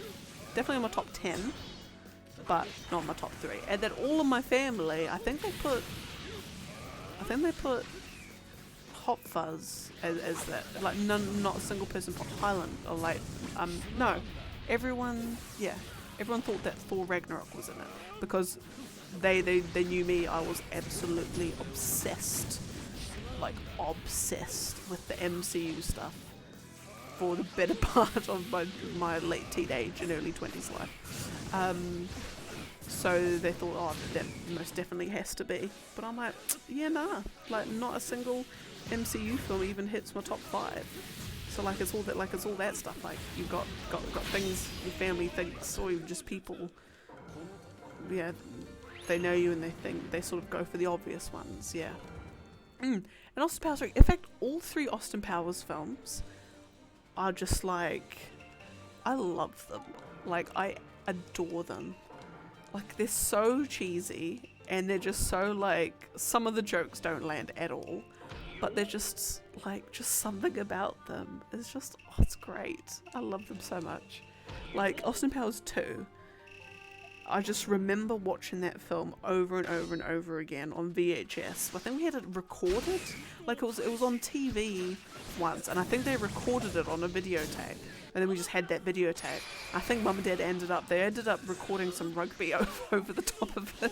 Actually, no, that was Crouch Tiger, Hidden Dragon that recorded some rugby over the top of. But yeah, but I remember watching Austin Powers 2 as young as like 7. So half of the jokes just went completely over my head. You know, the saucy ones went completely over my head, as they did. So I'm sure if I watched it now again, there'd be even more things that I would finally like understand. But yeah, no, they are just some quality stuff. Like I tend to like smart comedy more than like slapstick. Like Three Stooges kind of stuff, don't particularly care for at all in the slightest. Like people falling over, or you know, big comedy of errors, like, you know, people falling off buildings and stuff. It's just like, meh. But like smartly written jokes, like in Hot Fuzz and things, I love it. Love it to bits. Like Mike Myers in the 90s was like Wayne's World, Austin Powers, like when he was in his prime, like he was funny.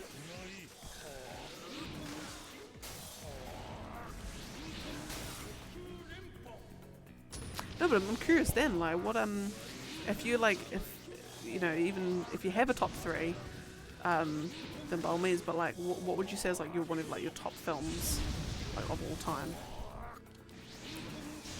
Like that one film that you would just rewatch forever and ever or maybe not even rewatch, because there's a lot of like favorite films of mine that I don't actually rewatch that often. But I know that every time I do, I love them to bits.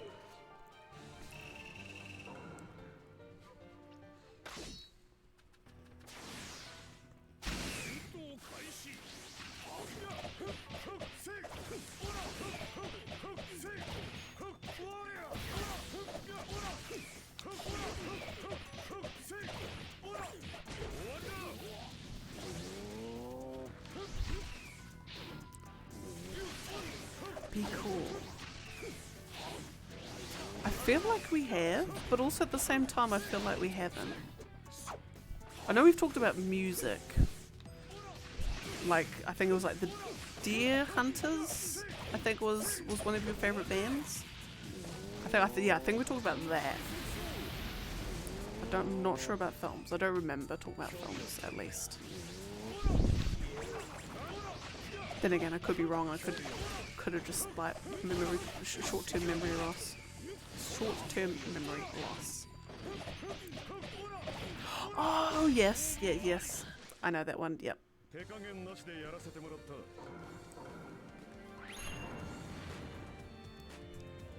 Let me just pull up the what, not rematch. Pull up the poster.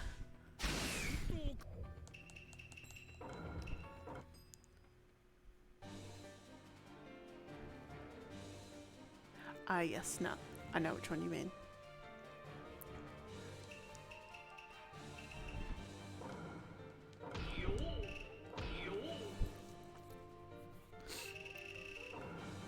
Yeah, sometimes, like, you know, a lot of the time, ratings I don't, you know, I'm like, oh well, if you didn't like the film, then that's cool, but I love it. Like, you know, a lot of the films that I like haven't got particularly good ratings either, but hey, I love them. Art is subjective, you know. At the end of the day, if you enjoy it, that's all that matters. But no, it's yeah, it's like you'll always, you know, if a film just for whatever reason just has that special place in your heart. Yeah.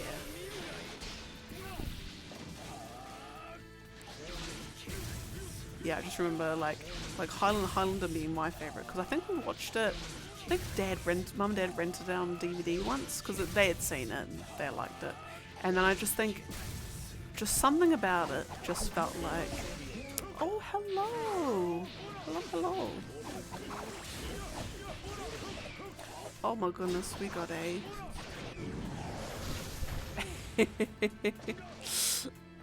We got a lovely promotion. Hope it's not a bot.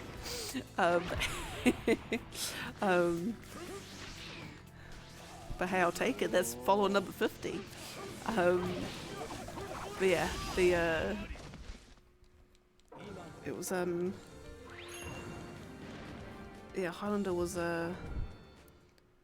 it was the first film I'd ever watched that, like, the concept of immortality and all stuff was, it like showed every aspect of it, like the good and the bad, and it had cool sword fights and the villain was cool and he's like the voice actor Mr. Krabs as well, it's even better, and it was just, it had the Queen as the sound, like the, you know, soundtrack done by Queen. It's just like, it's just a great film. Campy's all hell and some really like dumb writing, but just something about it, I just absolutely loved, mesmerized. Yeah. Yeah, exactly. Like critical reviews of anything in general now, I tend to not particularly pay any attention to, because like as you say, there's like films and games and TV shows and everything, you know, they've got a social message, or they've, for whatever reason, they, like I said, they get like 99% on Rotten Tomatoes, or they, you know, 99% on Metacritic and all this sorts of stuff, and you're just like, but it was like, really? Seriously? Like really?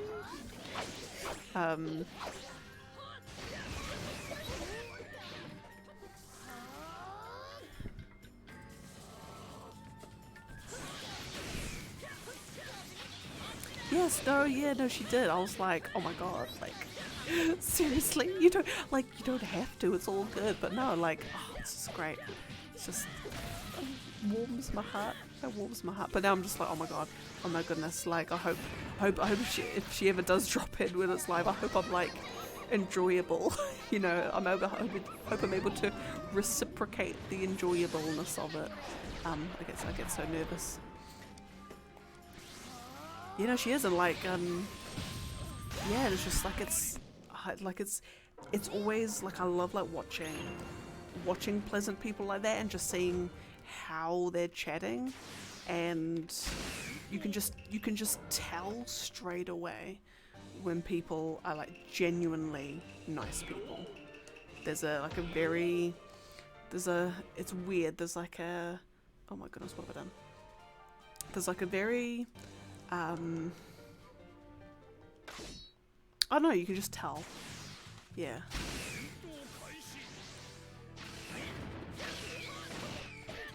I'm not one at all for like people who go crazy and scream into the mic and like over dramatize everything. It's like you're just putting it on for the camera. It's like I know some people have built their careers off of that, but it's just not for me personally. I prefer someone who acts like a normal person. But yeah, so no, it's like, oh, she's great. She's great.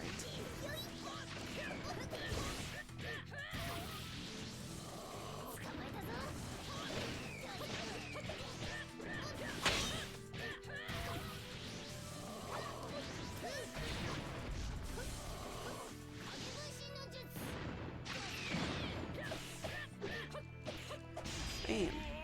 Okay. And then we got Tsunade again. Lovely. And we got Young Shio. Yeah, because I think like, oh, because actually no, when it comes to games even, I have given up all hope on, but again, art's subjective, I guess. I can't really fault them too much. But I've just completely given up on listening to game reviewers, like, completely. Like, the only, like, game reviewers I will trust is, like, single streamers on, like, single content creators on YouTube.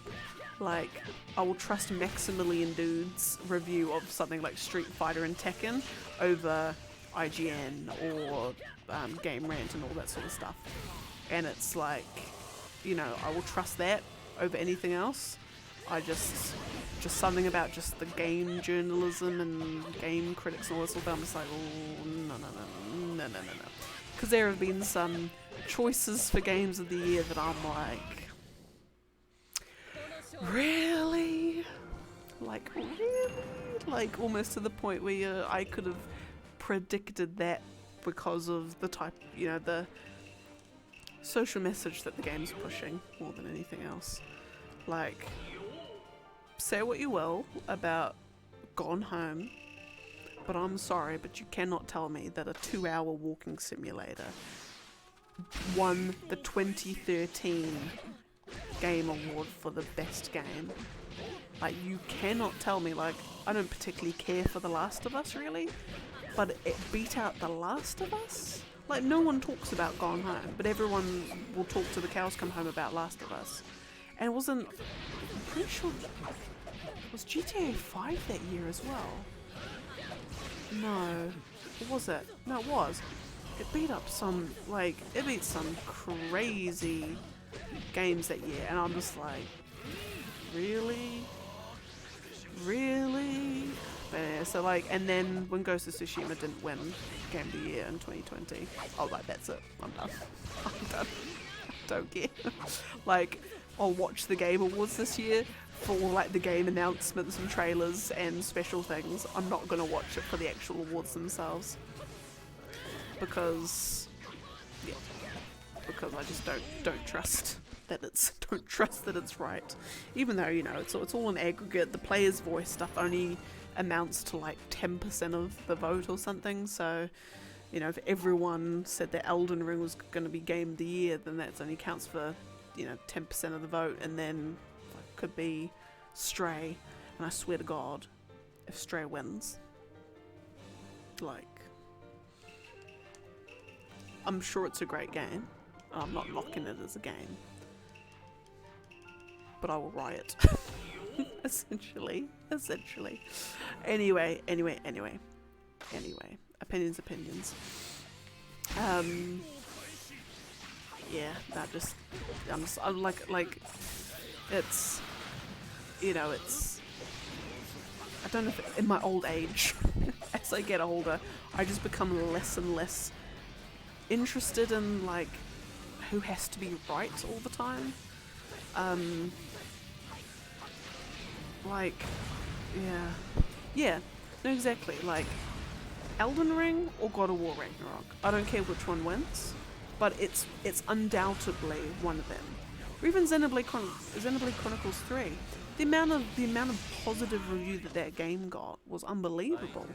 like, that's the thing, like, those sorts of games deserve it because they've done something outstanding. You can just see when a game's got that message, and it wins, you're just like, you just see right through it, essentially. It's, yeah. Yeah, I think, yeah, no, Stray, like I said, I'm sure Stray's a great game, but I feel like it's more so because everyone loves cats and we want to see a cat game. Like I feel like that's more it than anything else. It's just because people like cats. No, I could be wrong. It could be a great game.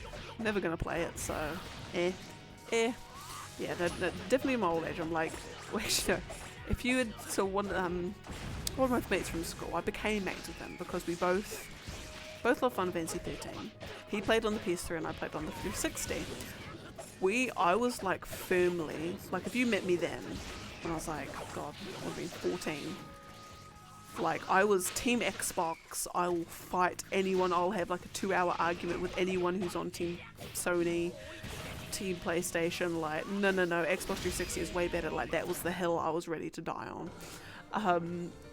And then now, like, I'm far more mellow, I'm like, play whatever console you want, doesn't bother me. As long as you're enjoying the games, then that's all that matters.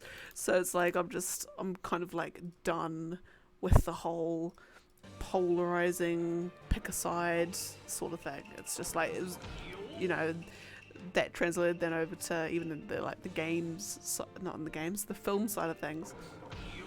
Because I was firmly Team Marvel, and then I had a friend who was firmly Team DC, and then obviously the fights that would go on then, friendly fights obviously, but like now I'm just like, they're both good in their own ways. It's all good. Yeah, exactly. I matured. I grew up. I stopped caring. Just like it's like when you just realize, hey, enjoy what you want to enjoy, and don't let anyone tell you otherwise. Like as soon as you embrace that, your life changes. It's like, yeah, no, like I'm never gonna convince everyone in the world that Dragon Quest VIII is the best game ever. But hey, I enjoy it. And as long as I enjoy it, then that's all it is at the end of the day.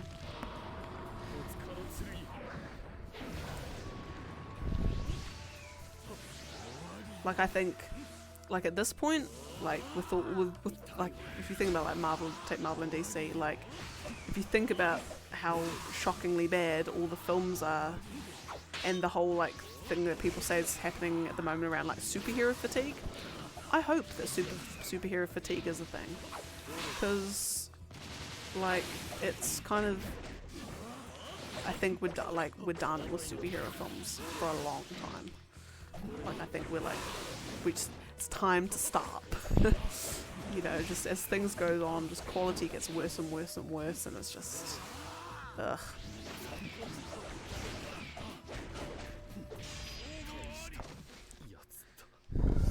Yeah, like I'm sort of like when it comes to superhero films, I suppose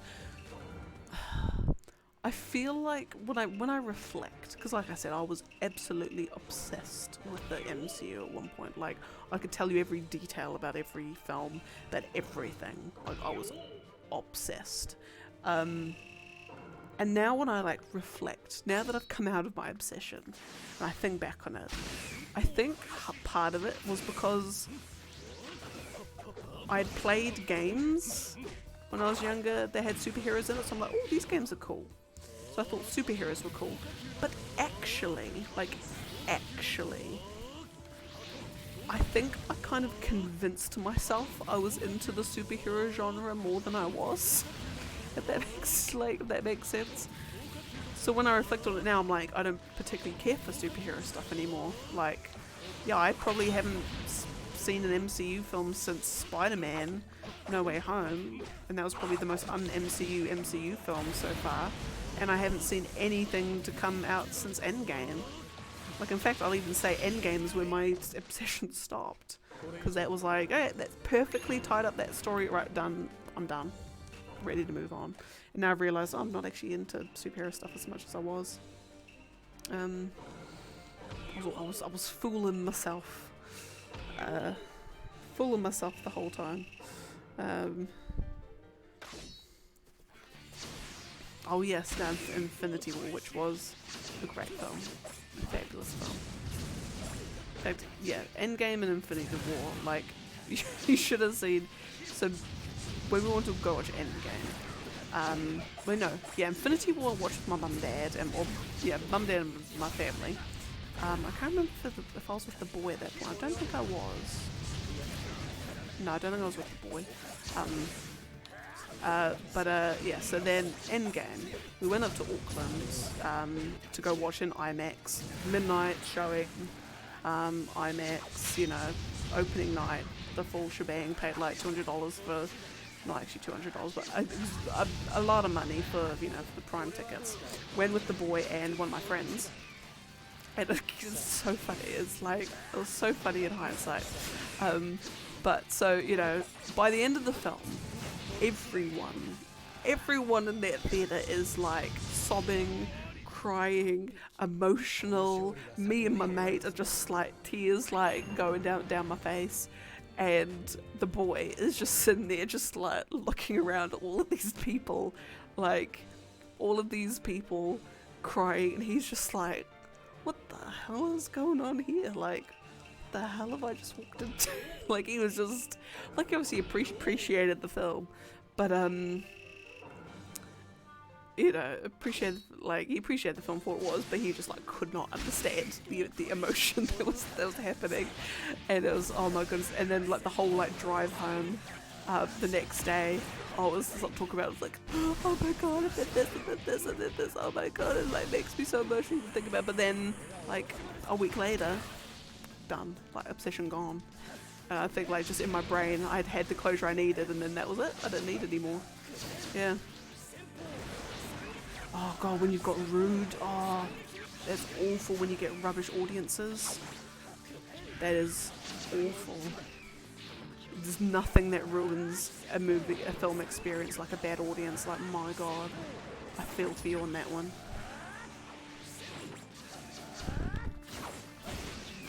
Oh my god, bro.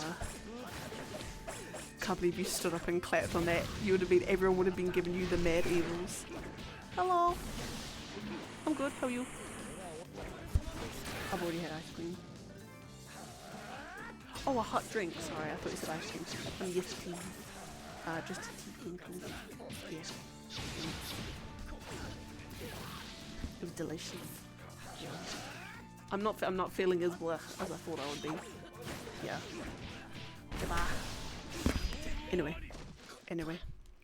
Yeah, you would have been the villain of the room by standing up and clapping. But good on you. I admire your bravery. Who we got next? Yukito and Kokoro. Oh, really? I can imagine you just being like, oh, like, whoa, like, hope everyone disintegrates, it'll be great, can we just, and then like at the end, that's the last film, soz guys, all your heroes are dead.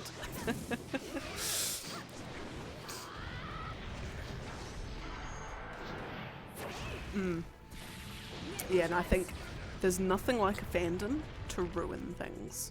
Like, you know, and having been on Tumblr, I was one of those Tumblr people at one point in time. God, like, I was a different person then.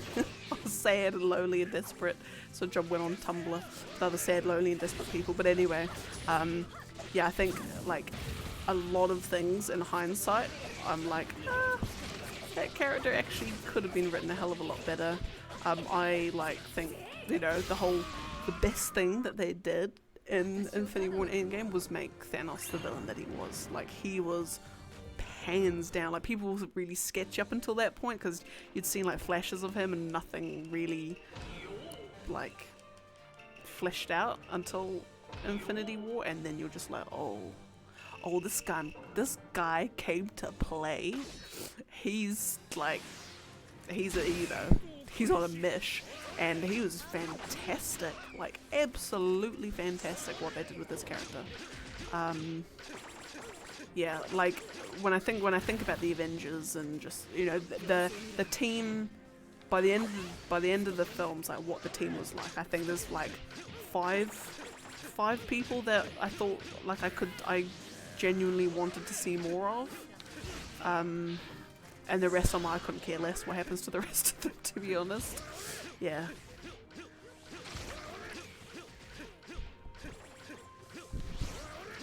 Yeah, but oh my god, like that, when I think of the kind of stuff that fandoms have ruined for me, like Harry Potter, for instance, like I love the books. I think the books are fantastic. The films were alright. I thought the films just went, you know, someone found the grayscale button on the film editing thing, and they just made everything the most dark and miserable thing. Cannot stand it when they just make things dull visually. So the film's been careful, but oh my god, can't even remember what the fans are called, Potterheads or something. But my god, oh, if you want to kill any love you have for that bloody franchise, oh my goodness. They're just weird. I'm sorry, but the general Harry Potter fandom is weird. They're crazy, like they're mental. They just take things a little bit too far. Same with Doctor Who. Well, then again, Doctor Who killed any love I had for Doctor Who, but you know, the fans more so. Sherlock, the BBC Sherlock, that was actually first season when first season went okay, it went to absolute shite after that, but again, the fandom can just suck a bag of whatevs. It's just, and then the Marvel fandom was just, oh, you know, Iron Man and Captain America totally shipped them. They're the hashtag best couple. I'm like,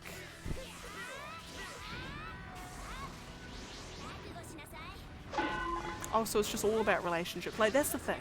It's not like the type of relationships that it was. It was the fact that it was just all about relationships and kissing and love and romance. Like, when you've got, like, people, you know, the discourse and the conversations around the films was like, oh my god, who am I shipping with who? Who should hook up with who? Not like, so the messages in that film, you know, the cool fight scenes, the nice visual shots that, you know, that would look really good on the poster, like none of that. Just who should Iron Man bang? Who should Captain America bang? Should they bang each other? It's like bro, like guys, talk about anything else, please and thank you. Yeah, and it was the same with Doctor Who. It was the exact same, and it was the same thing with Harry Potter, and it was the same thing with Sherlock, and it was just, oh my goodness. So basically, just in general, stay away from, if you love something, stay away from fandoms. I mean, again, big disclaimer, not all fandoms are bad, and not everyone in a fandom is bad. But if you kind of like had to pick up the, like, if you had to merge the entire, like, shove the entire fandom into one person, or one kind of ness, generally the kind of ness it would be is something you want to stay away from. Generally. The bads outweigh the goods in those sorts of cases, yeah.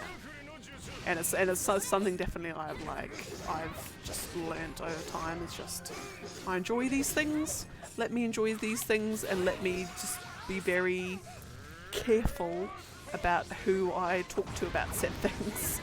You know, I need to do like a whole vetting procedure. Oh, you like Final Fantasy? Okay. Final Fantasy 7? And then they're like, oh my god, yeah, Final Fantasy 7. Oh my god, I ship Cloud and Tifa so hard. I'm like, okay, well, I'm done. Right, done. Okay, bye. Laters. Peace out. I wanted to talk about theories, but and stuff, and there's some cool like hidden lore and stuff. But okay, I guess not. Weed cat? Is that what they're calling her? Or it? Sorry, her. I think of Sprigatito as a girl, probably because the final evolutions look like one. But weed cat. Oh my goodness. Yeah, no, I can fully understand your sentiment on that one. Then, yeah, you'd be like, oh hey, how's it going? Oh my god, yeah, I'm playing Pokemon Violet at the moment. Oh my god, how are you finding it? Oh, I'm great. Like my starter was Weed Cat because she totally looks like some grass, and you're just like, okay, bye, laters. Nice talking to you. This ain't gonna work out.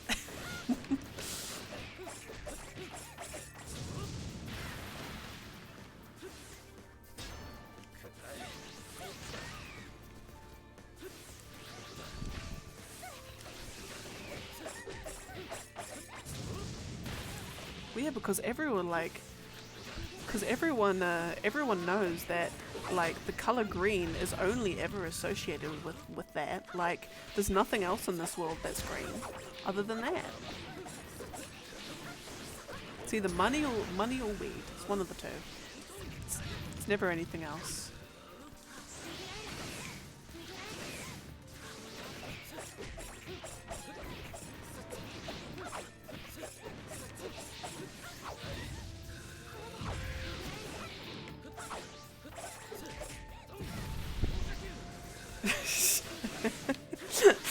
Pretty much. That's what it sounds like.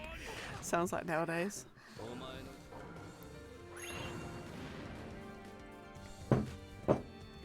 You know, me being the...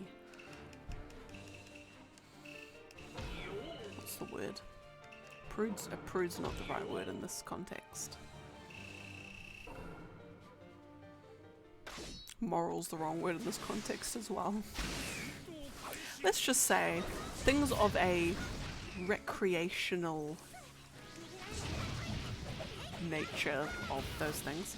I'm on the say no to drugs kids kind of fence. Very much so, like much to the amusement of like all my friends and everyone who does it, who says yes. So I'm like, whenever it comes to that sort of stuff, my one and only stance will always be say no to drugs, kids. Say no to good Christian values in a society are useful for a reason, but obviously to a point. When depending on the Christians who take it too far. But anyway, that's a whole topic I don't want to get into. Don't need to get into. But anyway, yeah. So how do I even get onto that? Remember, I'm just trying to. Yeah, basically the people who just like drinking and weed and all that sort of stuff is their personality. I'm like, bye, laters, ciao, nice knowing you. Say no drugs, kids. Like that's me. That's me. Like anything. Look, at the end of the day, people are free to make their own choices. I'm not going to say anyone's a bad person. I just personally don't like it myself, and don't particularly think it's a good idea. But I'm going to respect your choice to make a choice, and that is what it is. Yeah. Yeah, no, exactly. If one, oh my goodness, we knew this one chick. Oh my goodness, if you've ever met someone who like one thing was their personality, oh my god, this chick was, she had to be like, imagine like a gym bro, but a chick, mixed with wannabe like witch, like hashtag witches, hashtag quirky, all the boys secretly like me kind of thing. Like, that was her personality, and oh my god, when you had to live with this person, there were some days you would just struggle to just not pack up your bags and go. It was unbelievable. It was crazy. So yeah, now people wear that one thing as their personality. I'm like, you've got something else? Got something else in your little bag? Please, anything? Yeah.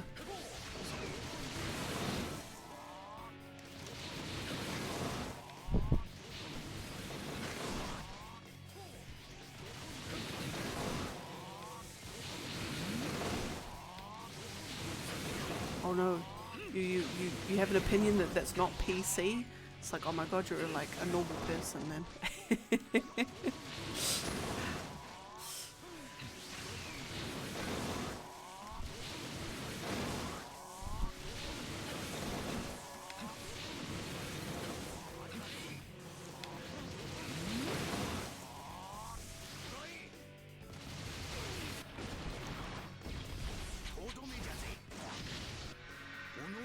I just realised I've gone way over, well not way over time, like 6 minutes, yeah.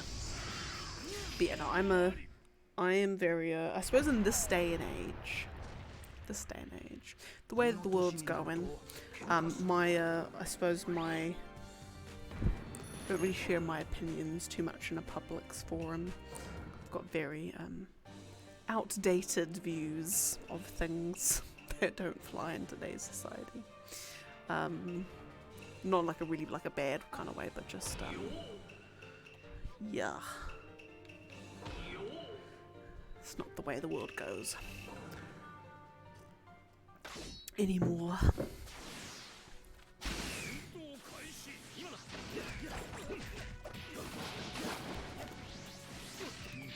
Let's say that like this flat that me and the boy used to live in, this girl that we used to live with, like every kind of like stance or opinion on something that I had, she like emulated the opposite of it.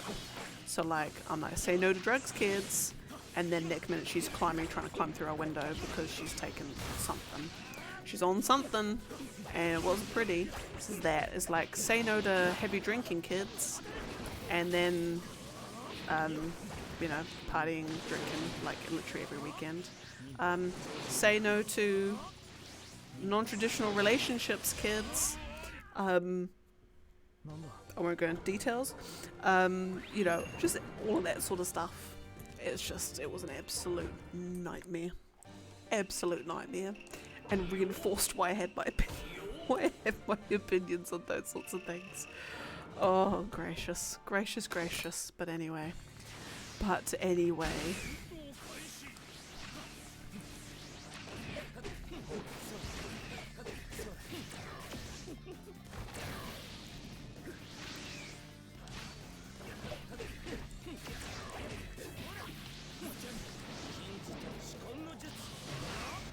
Okay, I think after this fight will be my last one.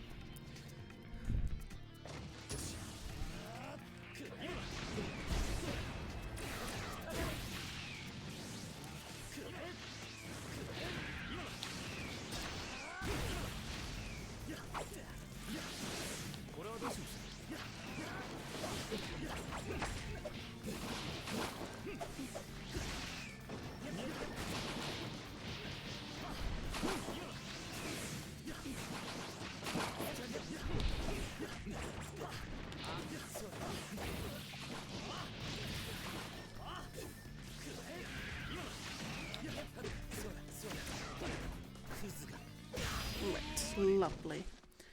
Okie dokie.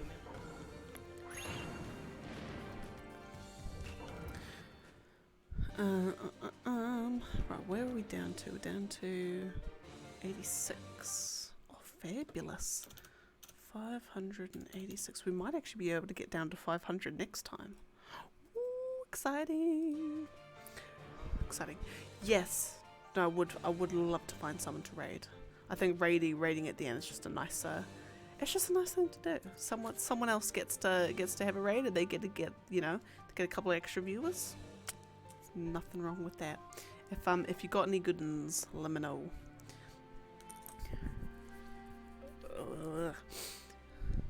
Have I got everything sorted? Yes. I shall pull up my into webs. Have you got anyone? Oh, someone playing Final Fantasy 15. Yeah, I'll jump in there. I'll be happy to jump in. Someone playing Final Fantasy is a friend of mine.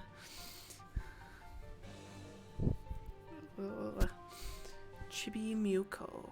Okay, 1 second. Let me just get my little thingamabob up and read channel. Chibi Muko. Right, we ready. I think we'll be ready. 7, 6, 5, 4, 3, 2, 1, and bye. Take care. Thank you so much for coming to hang out. I'll be. Oh no, I won't be streaming tomorrow. I'll be streaming I'll try and stream sometime before sometime in the weekend. But no, thank you so much, and let's go.